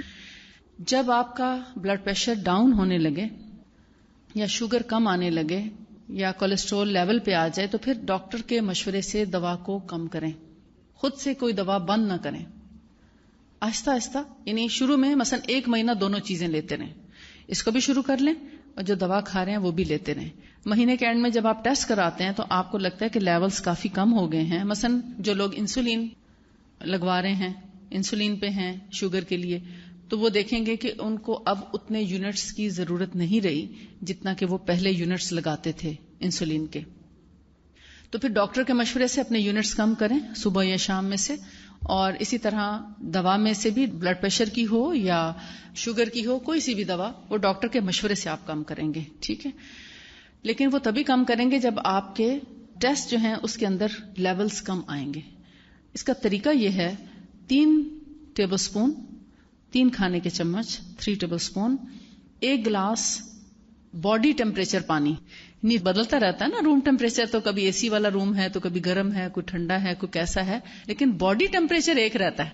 تو اس لیے باڈی ٹیمپریچر کے برابر، یعنی جتنا آپ کا جسم آپ کو ہاتھ لگانے سے گرم محسوس ہوتا ہے اتنا ہی پانی کو بھی محسوس ہونا چاہیے گرم، ٹھیک. اتنے پانی میں آپ اس کو ڈال کے پئیں. ٹھنڈا پانی نہ ہو، نہ فریج کا پانی ہو نہ مٹکے کا، بلکہ باڈی ٹیمپریچر کے. اگر ٹھنڈا ہے پانی تو اس کو تھوڑا سا گرم کر لیں، لوک وارم سا کر لیں، بس اتنا جتنا کہ ہمارا جسم کا ٹیمپریچر ہوتا ہے. تو اس میں 3 ٹیبل سپون ایڈ کریں اور صبح سویرے اس کو 1 گلاس پانی کو پی جائیں. ونیگر والے 3 ٹیبل اسپون ملا کے. اب اس کے بعد کچھ لوگوں کو کھٹاس محسوس ہوگی گلے میں، اس کا بھی حل بتا دوں، کیونکہ کچھ لوگوں کو الرجی ہوتی ہے کھٹی چیز سے. تو پھر ایسے لوگ آدھا گلاس پانی سادہ، وہ بھی باڈی ٹیمپریچر کے مطابق وہ پی لیں، تاکہ گلے میں کسی قسم کی کوئی کھٹاس نہ رہے، کہ ایک علاج کرتے ہوئے آپ کسی دوسری بیماری کا شکار نہ ہوں. کیونکہ کھٹاس سے اگر آپ کو الرجی ہے تو آف کورس وہ آپ کو گلے میں خراش محسوس ہونا شروع ہوگی. تو اس کا علاج یہ کہ اسی وقت آپ اس کو سادہ پانی پی لیں. اس کے بعد اس کا کوئی حرج نہیں، پانی اگر آپ 2 گلاس بھی پی لیں صبح تو کوئی فرق نہیں پڑتا. ٹھیک ہے. ہاں، ہنی ہر شوگر پیشنٹس نہیں کر سکتے، اس لیے اس کا ذکر نہیں کیا جاتا. ہاں، جن لوگوں کو صرف کولیسٹرول ہے یا صرف بلڈ پریشر ہے، شوگر نہ ان کی فیملی میں ہے نہ ان کے ہاں، تو پھر ہنی ایڈ کر سکتے ہیں، چاہے 1 چمچ چاہے آدھی چمچ، کوئی حرج نہیں. لیکن جن لوگوں کو ڈائبٹیز ہے وہ ہنی بالکل ایڈ نہ کریں. جب وہ ٹھیک ہو جائیں بعد میں کرنا چاہیں تو پھر آہستہ آہستہ شروع کریں، فی الحال نہیں. اچھا، یہ جو کسل ہندی ہے یہ شوگر کو بھی بہت اچھا ہیلپ کرتی ہے، شوگر کے ٹھیک ہونے میں بھی بہت مددگار ہے یہ. پھر اگین وہی بات کہ دوائیں ایک دم سے نہیں چھوڑتے. ٹھیک ہے. اچھا، اس کے ساتھ ہم تلبینہ ضرور ریکمینڈ کرتے ہیں، یعنی جن لوگوں کو کولیسٹرول ہو، کیونکہ جو تلبینہ ہے یہ اینٹی کولیسٹرول ہے، کولیسٹرول کا بہترین علاج ہے، ہائی فائبر فوڈ ہے. یہ نہ صرف یہ کہ کولیسٹرول کا بھرپور علاج بھی ہے، یعنی ان دونوں کو جب آپ لیں گے نا تب آپ کی شوگر، کولیسٹرول، بلڈ پریشر یہ چیزیں ڈاؤن ہوں گی. اگر صرف یہ لیتے رہیں گے تو 50% اثر ہوگا، یہ دونوں لیں گے تو 100% انشاءاللہ اثر ہوگا. اس کے لینے کے 1 گھنٹے کے بعد یہ لے سکتے ہیں، 1 گھنٹے سے پہلے نہیں لے سکتے، کیونکہ یہ بنتا ہے پانی اور دودھ میں، اور ونیگر کے ساتھ دودھ والی چیز نہیں لینی چاہیے. اس کو کم از کم گیپ 1 گھنٹے کا ضرور ہونا چاہیے. 2 گھنٹے کا یا 3 گھنٹے کا کرنا چاہیں تو کر سکتے ہیں، لیکن کم از کم گیپ کی بات کر رہی ہوں کہ وہ 1 گھنٹہ ضرور ہونا چاہیے. آپ جیسے صبح الصبح یہ لے لیں اور پھر 1 گھنٹے سے زیادہ وقت جب گزر جائے تو پھر آپ تلبینہ سے ناشتہ کریں. یہ قسم کا ناشتہ بھی ہے. یہ وہ علاج ہے جو علاج بالغذا بھی ہے، علاج بالدوا بھی ہے. یہ دوا کا بھی کام کرتا ہے، شفا کا کام بھی کرتا ہے اور غذا کا کام بھی کرتا ہے. چھوٹے معصوم بچوں کا جب 4 مہینے کے بعد بچے 5ویں مہینے میں جائیں تو ان کا یہ بہت اچھی غذا بھی ہے. آپ پہلی سالڈ فوڈ اس سے شروع کریں، لیکن شروع کے 1 ہفتہ میں ان کو بس صرف چٹائیں، تھوڑا تھوڑا چٹا دیا، اپنے لیے بنائیں اور ان کو تھوڑا سا تالو پہ لگا دیا کریں. کوئی بھی چیز جو چھوٹے بچوں کی، یعنی 4-5 مہینے کے بچوں کو جب آپ شروع کرائیں تو کبھی بھی پیالی بھر کے ان کو کوئی چیز نہ کھلائیں. شروع میں 1 مہینہ تک ان کو آہستہ آہستہ ان کی فوڈ 2 سے 3 چمچ تک لے کر جائیں. بس پورا 1 مہینے کے بعد آپ ان کو 2 سے 3 چمچ کوئی چیز دے سکتے ہیں. شروع میں آپ صرف چٹائیں گے اور پھر اس کے بعد یعنی 1 ہفتے میں 1 چمچ پر لے کر آئیں. وہ میں آپ کو بتاتی تھی، کیونکہ یہ حفاظتی اقدام کرنا بہت ضروری ہے. ابھی 3-4 دن پہلے ابھی میں دبئی سے ہی آ رہی ہوں اور دبئی میں خاتون ملی تو کہنے لگی کہ میری بچی تھی چھوٹی سی، تو ہمارے گھر میں شہد لگا ہوا تھا تو وہاں سے اپنے سامنے اتروایا تو ہم نے سوچا کہ یہ تو بہت اچھی نعمت ہے، بڑی چیز ہے، اور پہلی بچی تھی ان کی. انہوں نے سوچا کہ ہم اپنی پیدا ہونے والی بچی کو ہی کھلائیں گے. اب وہ پیالی رکھی ہے شہد کی بھری ہوئی اور ہر کوئی آتے جاتے اس میں سے اس کو چمچ کھلا رہا ہے. یہ پہلے مہینے کی بات ہے بچی کے پیدا ہونے کے. اس کو ایسی الرجی ہوئی، یعنی جیسے وہ ریئیکشن کیا نا باڈی نے، وہ جو اس کے خون کے اندر کی جو گندگی تھی وہ سب اگل دی جسم نے، خارش، الرجی، پتہ نہیں کیا کچھ. کیوں؟ Excess of everything is bad. اس لیے چیز کے استعمال کا درست طریقہ پتا ہونا چاہیے، ورنہ آپ اچھی چیز سے بھی نقصان اٹھا سکتے ہیں. اس چیز میں نقصان نہیں ہے، اس کی زیادتی نے نقصان کیا. اصل میں چیزیں تو ساری اچھی ہیں مگر وہ جو زیادتی ہو گئی تو اب دیکھیں سردی اگر ایک حد سے زیادہ ہو جائے تو نقصان دیتی ہے، گرمی اگر حد سے زیادہ سن سٹروک ہو سکتا ہے، ہیٹ سٹروک ہو جاتا ہے. تو کوئی بھی چیز، وہی کھانا جو روٹین میں آپ کھاتے ہیں اگر آپ ایک لمٹ سے زیادہ کھا لیتے ہیں اسی سے آپ کو وامٹ اور ڈائریا شروع ہو جاتا ہے. اور اگر آپ ایک لمٹ میں کھاتے رہتے ہیں تو آپ کو کچھ بھی نہیں، بہت فائدہ ملتا ہے. لہٰذا ہر چیز ایک لمٹ میں. اب اس کا طریقہ یہ ہے، 2 ٹیبل سپون اس پاؤڈر کے ایک عام انسان کے لیے، جیسے ہم لوگ یہاں بیٹھے ہیں، ہمارے لیے 2 کھانے کے چمچ، آدھا کپ پانی. مثلا اگر فرض کریں اس کو ہم 1 کپ سمجھ لیں تو آدھا کپ پانی لیں، اس کے اندر آپ 2 چمچے اس کے مکس کر لیں، پھر آدھا کپ اس میں دودھ بھی ایڈ کر لیں. اگر کسی کو دودھ سے الرجی ہے تو وہ صرف پانی میں بھی اس کو بنا سکتا ہے. ٹھیک ہے. کچھ لوگوں کو ڈیری پروڈکٹ سے الرجی ہوتی ہے بہرحال. تو اس کو آدھا کپ دودھ اور آدھا کپ پانی میں حل کر لیں, اور اگر شوگر ہے تو سادہ پکائیں, ڈائبٹیز ہے تو ایز اٹ از پکا دیں. اگر ڈائبٹیز نہیں ہے تو دوسرے لوگوں کے لیے بتا رہی ہوں جن کو شوگر نہیں ہے, اس میں 1 سے 3 کھجوریں کاٹ کے ڈال دیں. 1 سے 3 کھجوریں, یعنی اگر بہت بڑی کھجور ہے تو 1 بھی کافی ہے, اور اگر تھوڑا سائز چھوٹا ہے تو 3 کھجوریں لے لیں. بہت ہی چھوٹا ہے تو 5 سے 7 بھی ڈال سکتے ہیں, لیکن 3 کھجوریں مناسب میٹھا کر دیتی ہیں. گٹھلی نکال دیں اور اس کے چھوٹے چھوٹے پیس کر کے اسی کے ساتھ ڈال کے پھر چولہے پہ چڑھائیں, اور اس کو میڈیم ہیٹ پہ رکھیں, یعنی درمیانی آنچ پہ رکھیں, نہ بہت کم نہ بہت زیادہ. اور بیچ میں جیسے کسٹرڈ پکاتے ہوئے تھوڑا بہت آپ چمچ ہلاتے ہیں, اسی طرح اس کو بھی ہلانا پڑتا ہے. 5 سے 7 منٹ میں یہ تیار ہو جاتا ہے. جو بچے یا بڑے اس طرح کھانا پسند کریں تو ایز اٹ از ان کو پیالے میں ڈال کے دے دیں.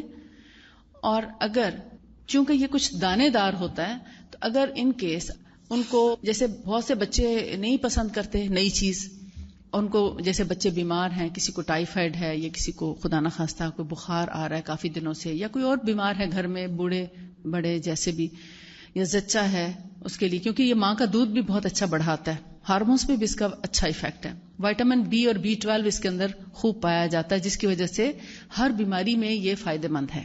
آپ صلی اللہ علیہ وسلم ہر مریض کو یہ ریکمینڈ کیا کرتے تھے.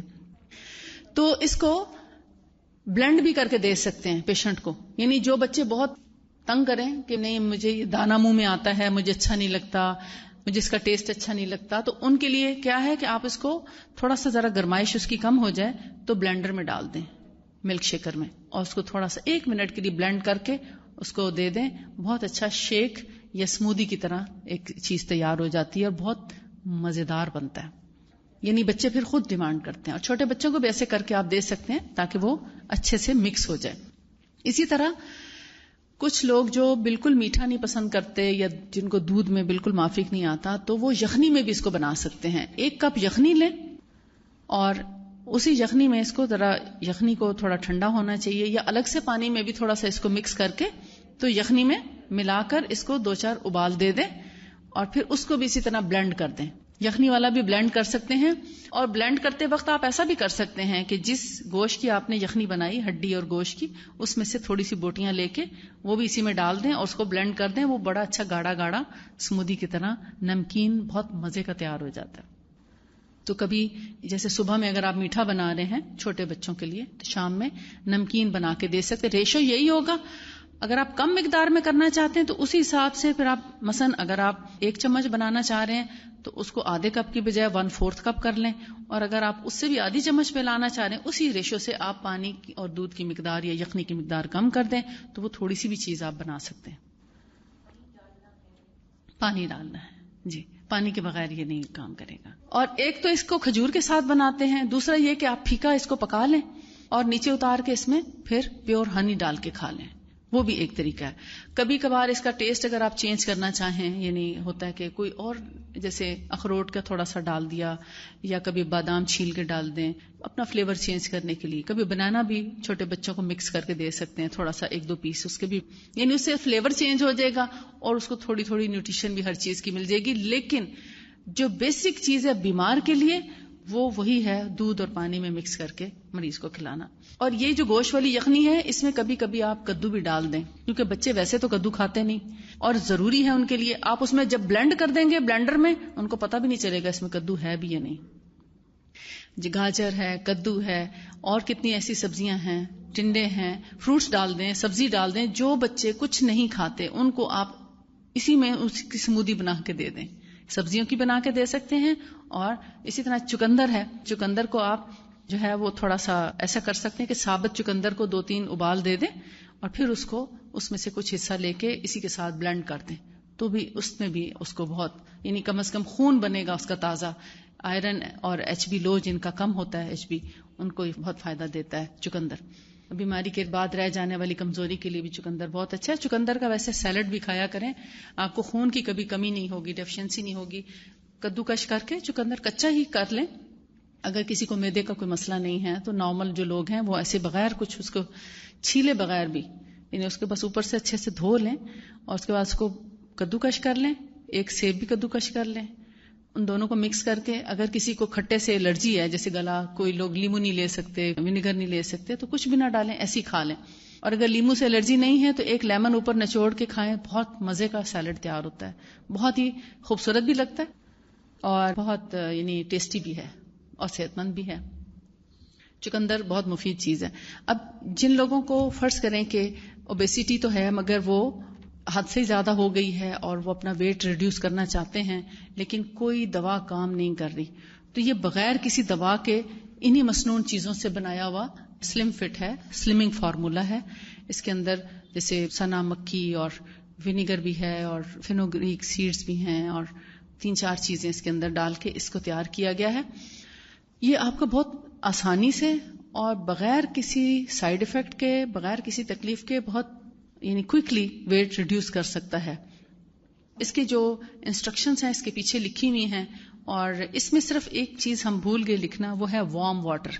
یعنی ٹھنڈا پانی نہیں ہونا چاہیے, ذرا نیم گرم پانی ہونا چاہیے, کیونکہ ٹھنڈی چیز جو ہے وہ آپ کے جسم میں جمتی ہے, نکلتی نہیں. تو اگر گرم ہوگا تو یہ اچھے سے آپ کی آنتیں, خون وغیرہ صاف کر کے سب سے پہلے آپ کو افیکٹ نظر آئے گا پیٹ پہ, اور پھر آپ کی اسی طرح باقی باڈی جو ہے وہ نارمل ہونا شروع ہو جائے گی. تو جتنا آپ ریڈیوس کرنا چاہیں آپ اس سے کر سکتے ہیں.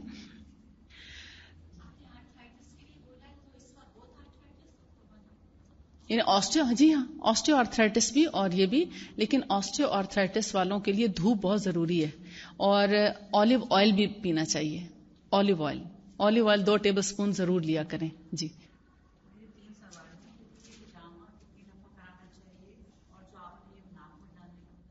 ہجامہ کا یہ ہے کہ ہجامہ ڈپینڈ کرتا ہے کہ آپ کا پرابلم کیا ہے. اور یعنی اگر فرض کریں کہ سر میں درد ہے تو وہ 1 سے 3 دفعہ میں ہجامہ سے سر درد ٹھیک ہو جاتا ہے. کسی کو صرف 1 دفعہ میں بھی ٹھیک ہو جاتا ہے, لیکن کسی کو سائنوسائٹس ہے تو سائنوسائٹس والوں کو فیس پہ بھی کرانا پڑتا ہے ہجامہ. یعنی فیس پہ جب تک نہیں کرائیں گے سائنس نہیں جاتا. تو ہر سر درد کے پیچھے کوئی وجہ ہوتی ہے, اس وجہ کو تلاش کرنا چاہیے, اس کے اکارڈنگلی ہجامہ کرنا ہے. کسی کو سٹریس کی وجہ سے سر درد ہوتا ہے تو پھر یہ ایریاز میں بھی ہجامہ ہوتا ہے, اور سننا پوائنٹ ساتھ میں ضرور ہے. 1 سے 3 دفعہ سر درد کا. آرتھرائٹس کے مریض کے ہر جوڑ پہ کپس لگتے ہیں, ہر جوڑ پہ, تو وہ تقریباً 22-23 کپ ایک وقت میں لگ جاتے ہیں. اور آرتھرائٹس کا جو مرض ہے وہ 9 سے 11 دفعہ ہجامہ کرانے میں جاتا ہے. اس کو منتھلی بیسس پہ بھی کرا سکتے ہیں, اور یعنی ہر مہینے بھی کرا سکتے ہیں. اور اگر آپ نے 1 دفعہ فرض کریں کرایا ہے, مثال کے طور پر آپ صرف جسٹ سننا پوائنٹس کرا رہے ہیں, یا آپ جنرل ہجامہ کرا رہے ہیں دیکھنے کے لیے کہ ڈر لگتا ہے پتہ نہیں کیا ہوگا, آپ کا 1 دفعہ کرانے سے جب ڈر دور ہو گیا تو آپ سیکنڈ ڈے بھی اپنا کسی اور چیز کا پراپر ہجامہ کرا سکتے ہیں. جیسے تھائرائڈ کے لیے کراتے لوگ, تھائرائڈ کے لیے بھی ہوتا ہے. تھائرائڈ کے لیے بھی 7 سے 9 دفعہ ہجامہ ہے, کیونکہ یہ بہت ڈیپتھ میں جانے والی یعنی کمپلیکیٹڈ پرابلمس ہیں. لیکن جیسے فروزن شولڈر ہے, شیٹک پین ہے, تو کبھی 1 دفعہ میں ٹھیک ہو جاتا ہے, کسی کا 2 دفعہ میں, یا میکسیمم 3 دفعہ. 3 دفعہ سے زیادہ نہیں کرنا پڑتا, نہ یہ فروزن شولڈر اور نہ ہی شیٹک پین اور نہ ہی بیک ایک. اگر ڈسک سلپ ہے یا اس کے اندر نرو کمپریشن ہے تو 1 سے 2 دفعہ میں ہی ٹھیک ہو جاتا ہے, بعض دفعہ 1 دفعہ میں ہی ٹھیک ہو جاتا ہے. لیکن اگر ڈسک سلپ ہے تو پراپر طریقے سے لگانا پڑتا ہے, کیونکہ کپس کی ایڈجسٹمنٹ کرنی پڑتی ہے بیک پہ, اور اس جگہ کو یعنی سیٹ کرنا پڑتا ہے. اس کے لحاظ سے پھر اس کو شاید 3 دفعہ کرنا پڑے یا 5 دفعہ کرنا پڑے.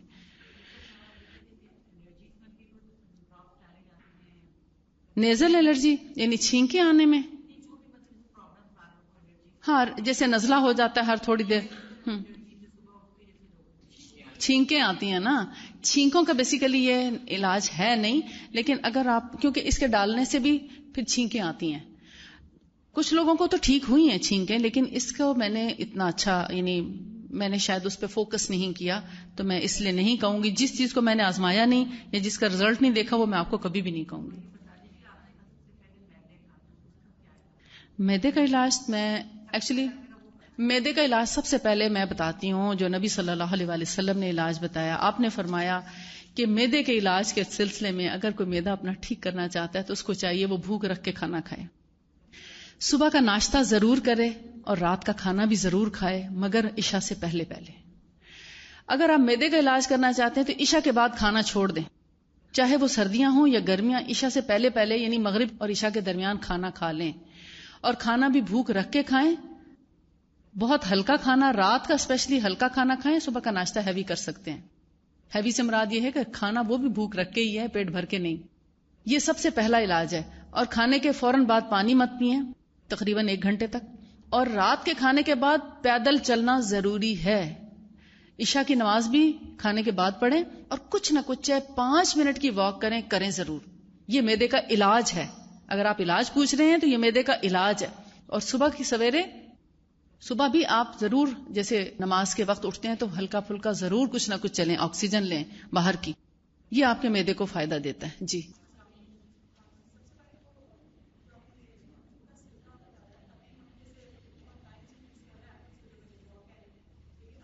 یہ اس سے زیادہ بہتر ہے، کیونکہ اس کے اندر ایسیڈیٹی پائی جاتی ہے، سٹرک ایسڈ ہے، مگر اس میں نہ سٹرک ایسڈ ہے نہ ایسیڈیٹی ہے. اس سے آپ کو السر کی شکایت ہو سکتی ہے کبھی بھی، لیکن اس کو آپ السر کے مریضوں کو بھی دیں گے تو انشاءاللہ نقصان نہیں ہوگا. یعنی السر پیشنٹس کو بھی ہم دیتے ہیں کھانے کے بعد 1 چمچ.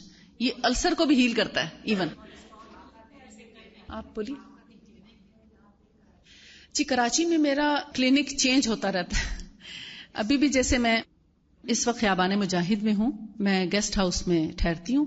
تو کبھی ہمیں ہلال پہ مل جاتا ہے، کبھی مجاہد پہ مل جاتا ہے، تو کبھی بخاری پہ.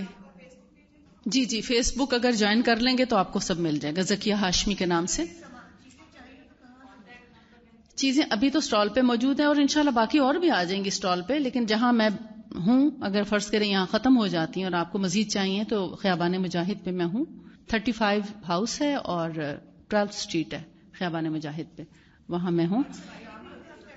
ہندی کی ان کی 3 سال تک بھی ایکسپائر نہیں ہوتی، کیونکہ ان کو اتنا ڈرائی کر کے اور اتنے اچھے طریقے سے بنایا جاتا ہے کہ آپ اس کو، میں خود کہہ رہی ہوں کہ 10 سال بھی اگر یہ پڑی رہے تو خراب. میں نے اس کو 10 سال بھی رکھ کے دیکھا ہے. میرے پاس ایک بوٹل ہے اور اس کو میں نے صرف آزمانے کے لیے اس کو رکھا ہوا ہے کہ دیکھتی ہوں وہ کب تک خراب ہوتی ہے. باہر عام روم ٹیمپریچر پہ پڑی ہے.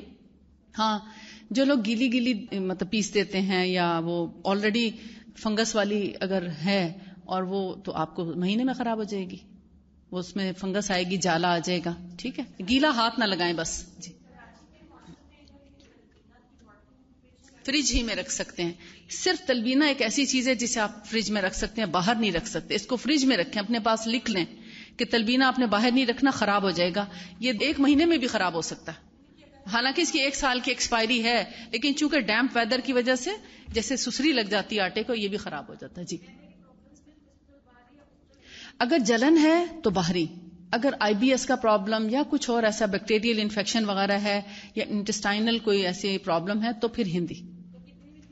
حتیٰ کہ السریٹیو کولائٹس میں بھی کستل ہندی بہت کامیاب ہوئی ہے. میں نے السریٹیو کولائٹس UC کے جو پیشنٹس ہیں ان کو میں نے کرایا، الحمدللہ ان کے UC میں بہت فائدہ ہوا ہے. جی 0300 980 9400. نیزل الرجی کے لیے اگر تو چھینکیں آتی ہیں نا، ایکچولی چھینکوں کے لیے میں یہ سمجھتی ہوں کہ کست لینا شروع کر دیں، وہ انشاءاللہ الرجیز کو خود ہی قابو میں لے آتی، کیونکہ الرجیز ہوتی ہیں اینٹی بایوٹکس کا بچپن سے استعمال کرتے رہنے کی وجہ سے الرجیز ہو جاتی ہیں. تو یہ ایک قسم کی اینٹی الرجی بھی ہے، یا آپ کے جسم کے اندر ایسی قوت مہیا کرتی ہے کہ جس سے بہت سی الرجیز ٹھیک ہو جاتی ہیں. ٹھیک ہے، کسی بھی الرجی میں دے سکتے ہیں، ہر قسم کی الرجی کے لیے فائدہ مند ہے. جی کس کا؟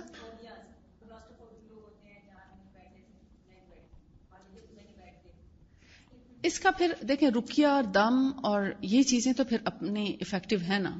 یعنی آپ سفر پہ جانے کی دعائیں گھر سے جب نکلنے لگتے ہیں، پہلے گھر سے نکلنے کی دعا پڑھیں، 2 نفل پڑھ کے جائیں. مثال کے طور پر آپ سفر کی دعائیں پڑھیں، پھر راستے میں آپ تسبیحات اذکار کرتے جائیں.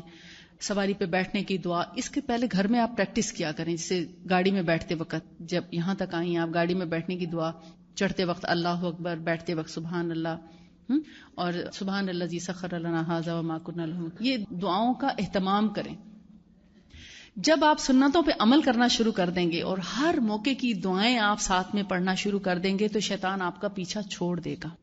ایکچولی یہ شیطان ہوتا ہے جو آپ کو وسوسے دیتا ہے، اب ایسا ہو جائے گا، ہر بات میں نیگیٹو تھاٹس ڈالتا ہے. تو جب آپ سنت کا اہتمام کریں گے اور بسم اللہ پڑھ کے کام شروع کریں گے، وہ کہے گا اب ہمیں اجازت نہیں ہے انٹر ہونے کی، اب ہم اس کے ساتھ کچھ نہیں کر سکتے، اس کو اب فرشتوں نے گھیر لیا، اب ہمارا بس نہیں چلے گا. گھر میں انٹر ہوتے وقت، کھانا کھاتے وقت، ہر کام سے پہلے آپ بسم اللہ پڑھیں. جس کام میں آپ نے بسم اللہ پڑھ لی انشاءاللہ اس میں شیطان ڈنڈی نہیں مار سکے گا اور نہ آپ کو وسوسے دے سکے گا. جب تک آپ دعائیں نہیں یاد کرتے تب تک بسم اللہ کا اہتمام شروع کریں. اور چھوٹے چھوٹے کارڈز ملتے ہیں آپ کے، میرے خیال اسٹال پہ بھی ہوں گے، ہر موقع کی، سو کر اٹھنے کی دعا، سوتے وقت کی دعا، گھر سے نکلتے کی، گھر آنے کی، باتھ روم جانے کی، باتھ روم سے آنے کی، کھانا کھانے کی، کھانا کھانے کے بعد کی، ہر موقع کی دعا، سیڑھیاں چڑھتے سیڑھیاں اترتے. تو وہ سٹیکرز ہیں، وہاں ان ایریاز میں آپ سٹیکرز لگا دیں اور وہاں ان کا اہتمام کریں.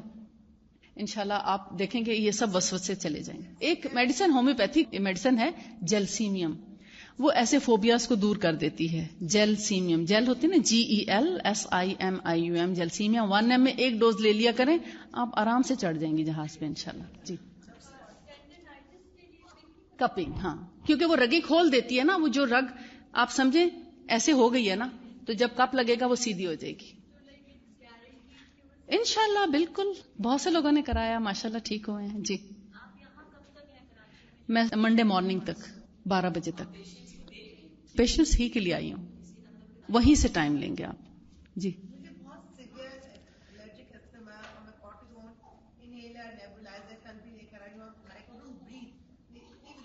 آپ اس کو پینا شروع کریں. میدے میں ایسیڈیٹی تو نہیں نا؟ ایسیڈیٹی ہے تو پھر پہلے آپ میدے کا، میرے پاس ایسیڈیٹی کی بائی چانس میڈیسن موجود ہے لیکن آپ کھا نہیں سکیں گی، یہ بھی نہیں کھا سکیں گی.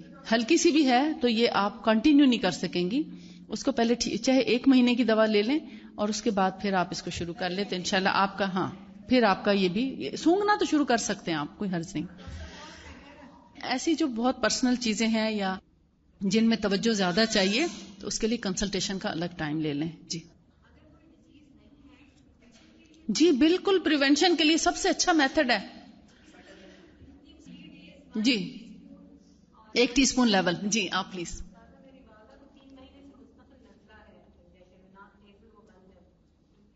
نزلہ پانی کی طرح بہ رہا ہے؟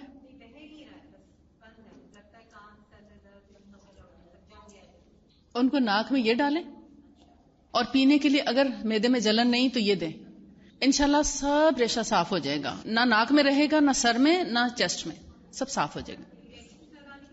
جی قطن نہیں، یہ اس سے کہیں زیادہ اسٹرانگ ہے انشاءاللہ.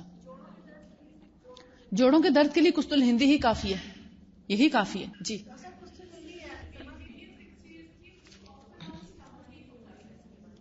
سٹمک ایک ہو جاتا ہے، جس کو سٹمک ایک ہے نا اس کو وہ بلیک سیڈ آئل پلائیں.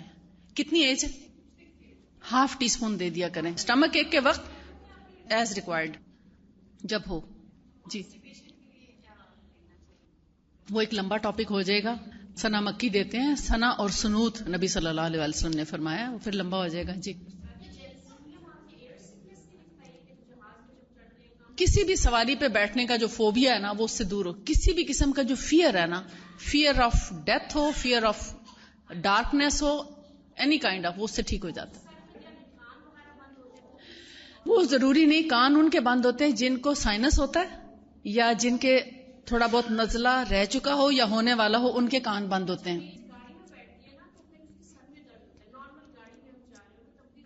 وہ ٹریولنگ سکنس ہے، اس کی میڈیسن ڈفرینٹ ہے، وہ پھر آپ بعد میں نہیں، وہ کوکیولس ہے. جی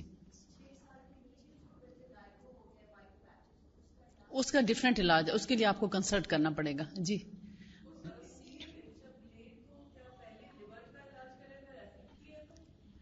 وہ آپ لیور کا علاج تو اونٹنی کے صرف دودھ سے ہی کر سکتے ہیں. ٹھیک، لیور آپ اسی سے ٹھیک کر سکتے ہیں.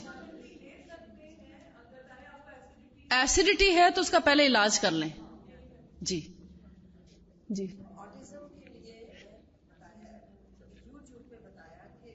کست بہت اچھی ہے آٹزم کے لیے.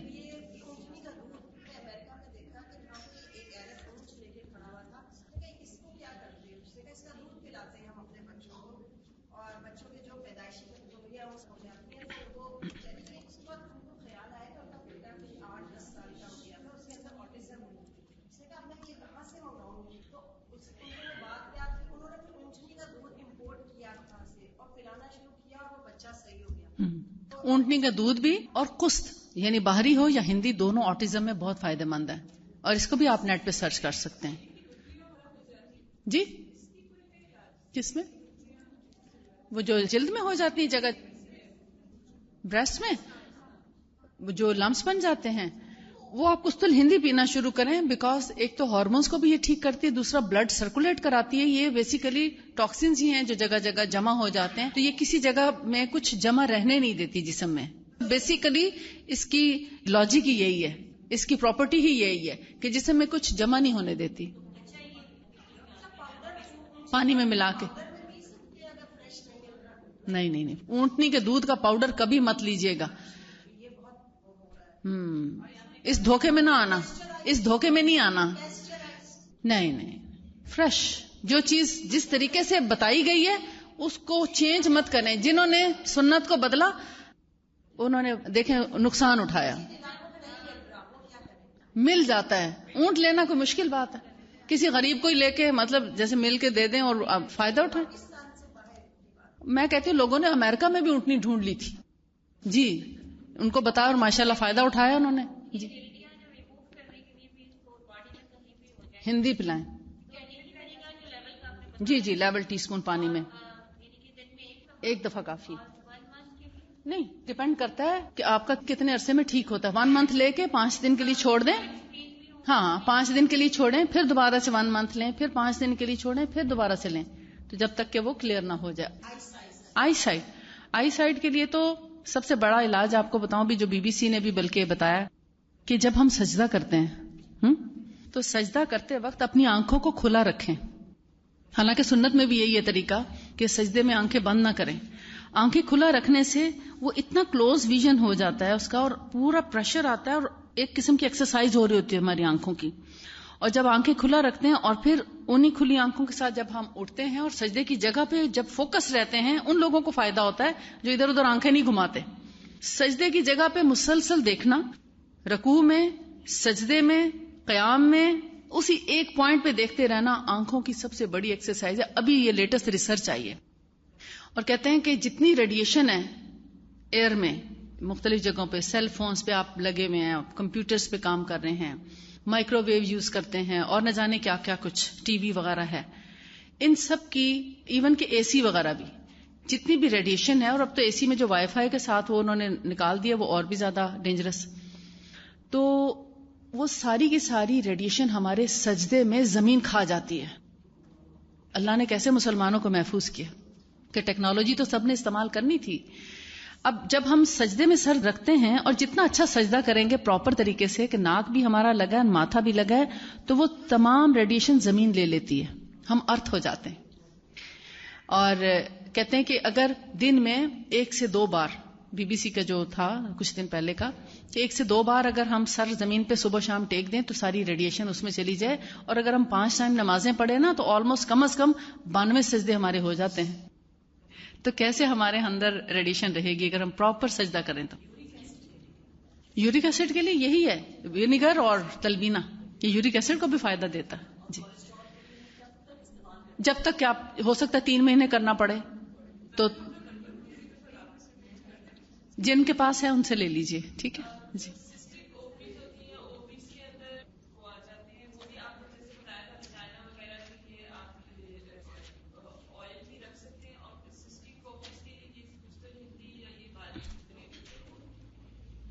اووریز کے لیے جی OPCOs ہیں، اوویرین سسٹ ہے، ان سب کے لیے قسط الہندی بے تحاشا استعمال کرائی ہے میں نے اور 100% ریزلٹس لیے اسی طرح پانی میں ملا کے. جی ہاں 1 منتھ کے بعد. جی آفٹر مینسز.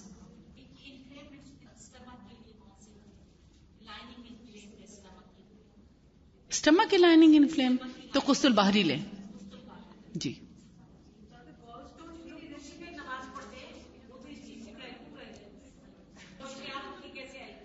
بس وہ آپ دعا کریں. جی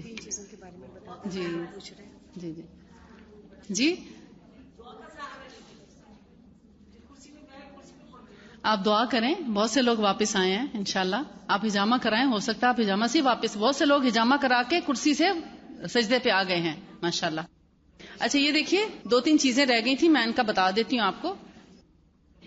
یہ دیکھیں ایک چیز ہے جسے اجوا پاؤڈر سے تیار کیا جاتا ہے. اجوا کھجور ہے نا، اس کے پاس ہارٹ کیئر کا نام ہم نے دیا ہے. جن لوگوں کے ہارٹ کے والو کا پرابلم ہو جائے یا ان کو سٹنٹ بتائیں ڈاکٹر، تو ان کو ہارٹ کیئر جو ہے اس کا میں طریقہ آپ کو بتاتی ہوں. روزانہ 1 چائے کا چمچہ فل استعمال کرنا چاہیے. اور اس کے اندر ہم نے تو میتھی دانہ ملایا ہوا ہے، لیکن اگر آپ کہیں اور یعنی خود اگر آپ اس قابل ہو گئے ہیں کہ اس کو پیس سکیں یا پسوا سکیں، کیونکہ ایک مشکل کام ہے، گرائنڈرز ٹوٹ جاتے ہیں. اس سے لوگوں نے کافی گرائنڈر جلائے اور اس کے باوجود یہ اجوا کی گٹھلی نہیں پستی. لیکن یہ ضروری ہے کہ گٹھلی اجوا ہی کی ہو. جو لوگ عام گٹھلیوں کا پاؤڈر کر کے اور اجوا کی توقع رکھتے ہیں کیونکہ جو چیز اللہ کے رسول نے جس طرح فرمائی ہے ایز اٹ از اسی طرح ہم اس کو کیسے تیار کرتے ہیں. مثلا ہم مدینہ سے کوشش کرتے ہیں کہ قبا، مسجد قبا ہے نا، اس کے پیچھے قبا کے باغات ہیں، وہاں کی کھجوریں ہیں، اور ان کھجوروں کو حاصل کیا جائے، کیونکہ آپ صلی اللہ علیہ وسلم نے خاص طور پہ فرمایا تھا مدینہ کی اجوا کی جو فضیلت ہے وہ تمام کھجوروں پر ہے. تو یہ جو اجوا ہے قبا کے کھجوریں، ہم کوشش کرتے ہیں کہ وہاں کے باغات سے، وہیں عرب لوگوں کے بڑے بڑے اس کو پتہ نہیں مجمع بولتے ہیں کیا بولتے ہیں، وہاں سے ہم لے کر آتے ہیں. مثلا ایک کارٹن ہے تو کارٹن کی تمام کھجوروں کو چھری سے کاٹ کے اور ان کی گٹھلی نکال لی جاتی ہے. پھر اس کو پھر بھی دھویا جاتا ہے، کیونکہ جب کھجور تھوڑی بہت ساتھ لگی رہ جائے شیرہ اس کا تو وہ پستی نہیں، پھر صحیح طرح خراب ہو جاتی ہے یا خراب ہونے کا احتمال ہوتا ہے میٹھے کی وجہ سے. دھونے کے بعد پھر ان کو ڈرائی کرتے ہیں، پھر ان کو توڑواتے ہیں، پھر ان کی پسائی کراتے ہیں. خاص مشینیں ہوتی ہیں جس کی گرائنڈنگ کرتی ہیں، اور اس کو بہت ڈرائی ہونا چاہیے ورنہ یہ خراب بھی ہو جاتا ہے. پھر اس پاؤڈر کے اندر ایک خاص لیول میں میتھی دانہ بھی مکس کیا جاتا ہے گرائنڈ کر کے. اب اگر فرض کریں میتھی دانہ مکس نہیں ہے تو آپ 1 چمچ اجوا پاؤڈر، دل کے مریضوں کا علاج ہے یہ، جن کو ہارٹ کا کوئی بھی ایشو ہے، سانس پھولنا شروع ہو گیا ہے، چند قدم چلتے ہیں تو اس میں تکلیف شروع ہو جاتی ہے، سانس پھولتا ہے، چیسٹ میں درد شروع ہو جاتا ہے، یا کچھ لوگوں کو آپ نے دیکھا ہوگا گلے میں تکلیف ہونے لگتی ہے، گلا پکڑا جاتا ہے. یہ بھی بیسیکلی ہارٹ کا پرابلم ہوتا ہے اور ہارٹ اٹیک قریب ہوتا ہے، لیکن سمجھ نہیں آتی. ایسے پیشنٹس کو فوری طور پہ کیئر کی ضرورت ہوتی ہے. تو یہ پلانا شروع کریں. 1 ٹی اسپون فل، 1 کپ خوب ابلتا گرم پانی لے کے اس کو پیالی میں ڈالیں اور اس کی 1 ٹی اسپون اس میں ڈال دیں.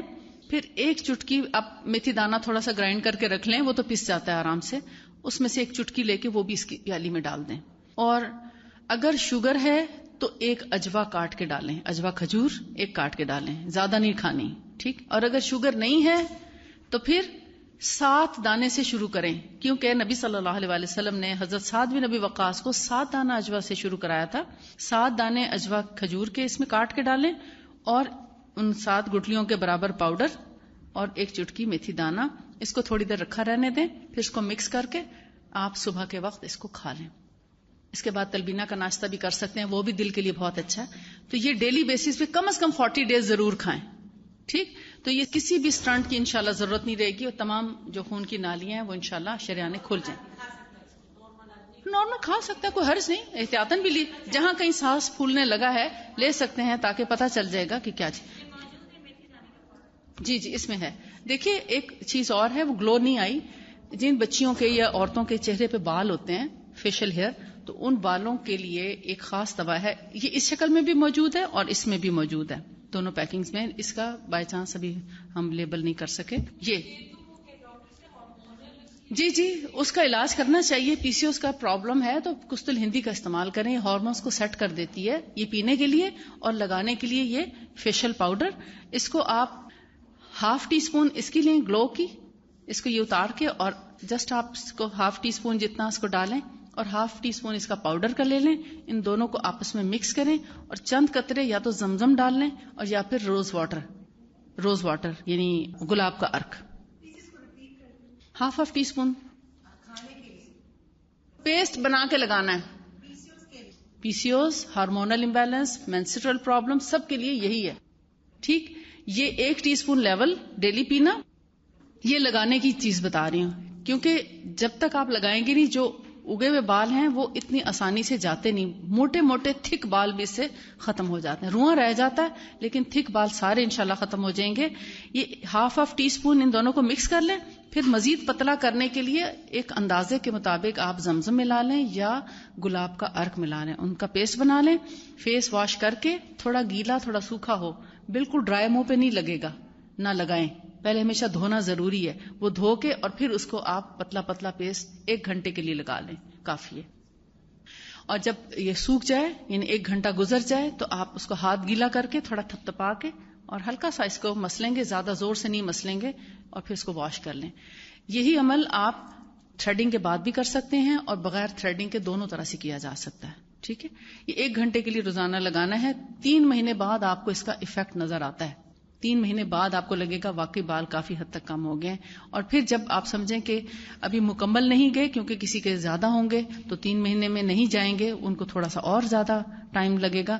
لیکن جو ہلکے پھلکے بال ہیں وہ 3 مہینے 3.5 مہینے میں ختم ہو جاتے ہیں. یعنی یہ 1-2 دفعہ لگانے سے ٹھیک نہیں ہوتا.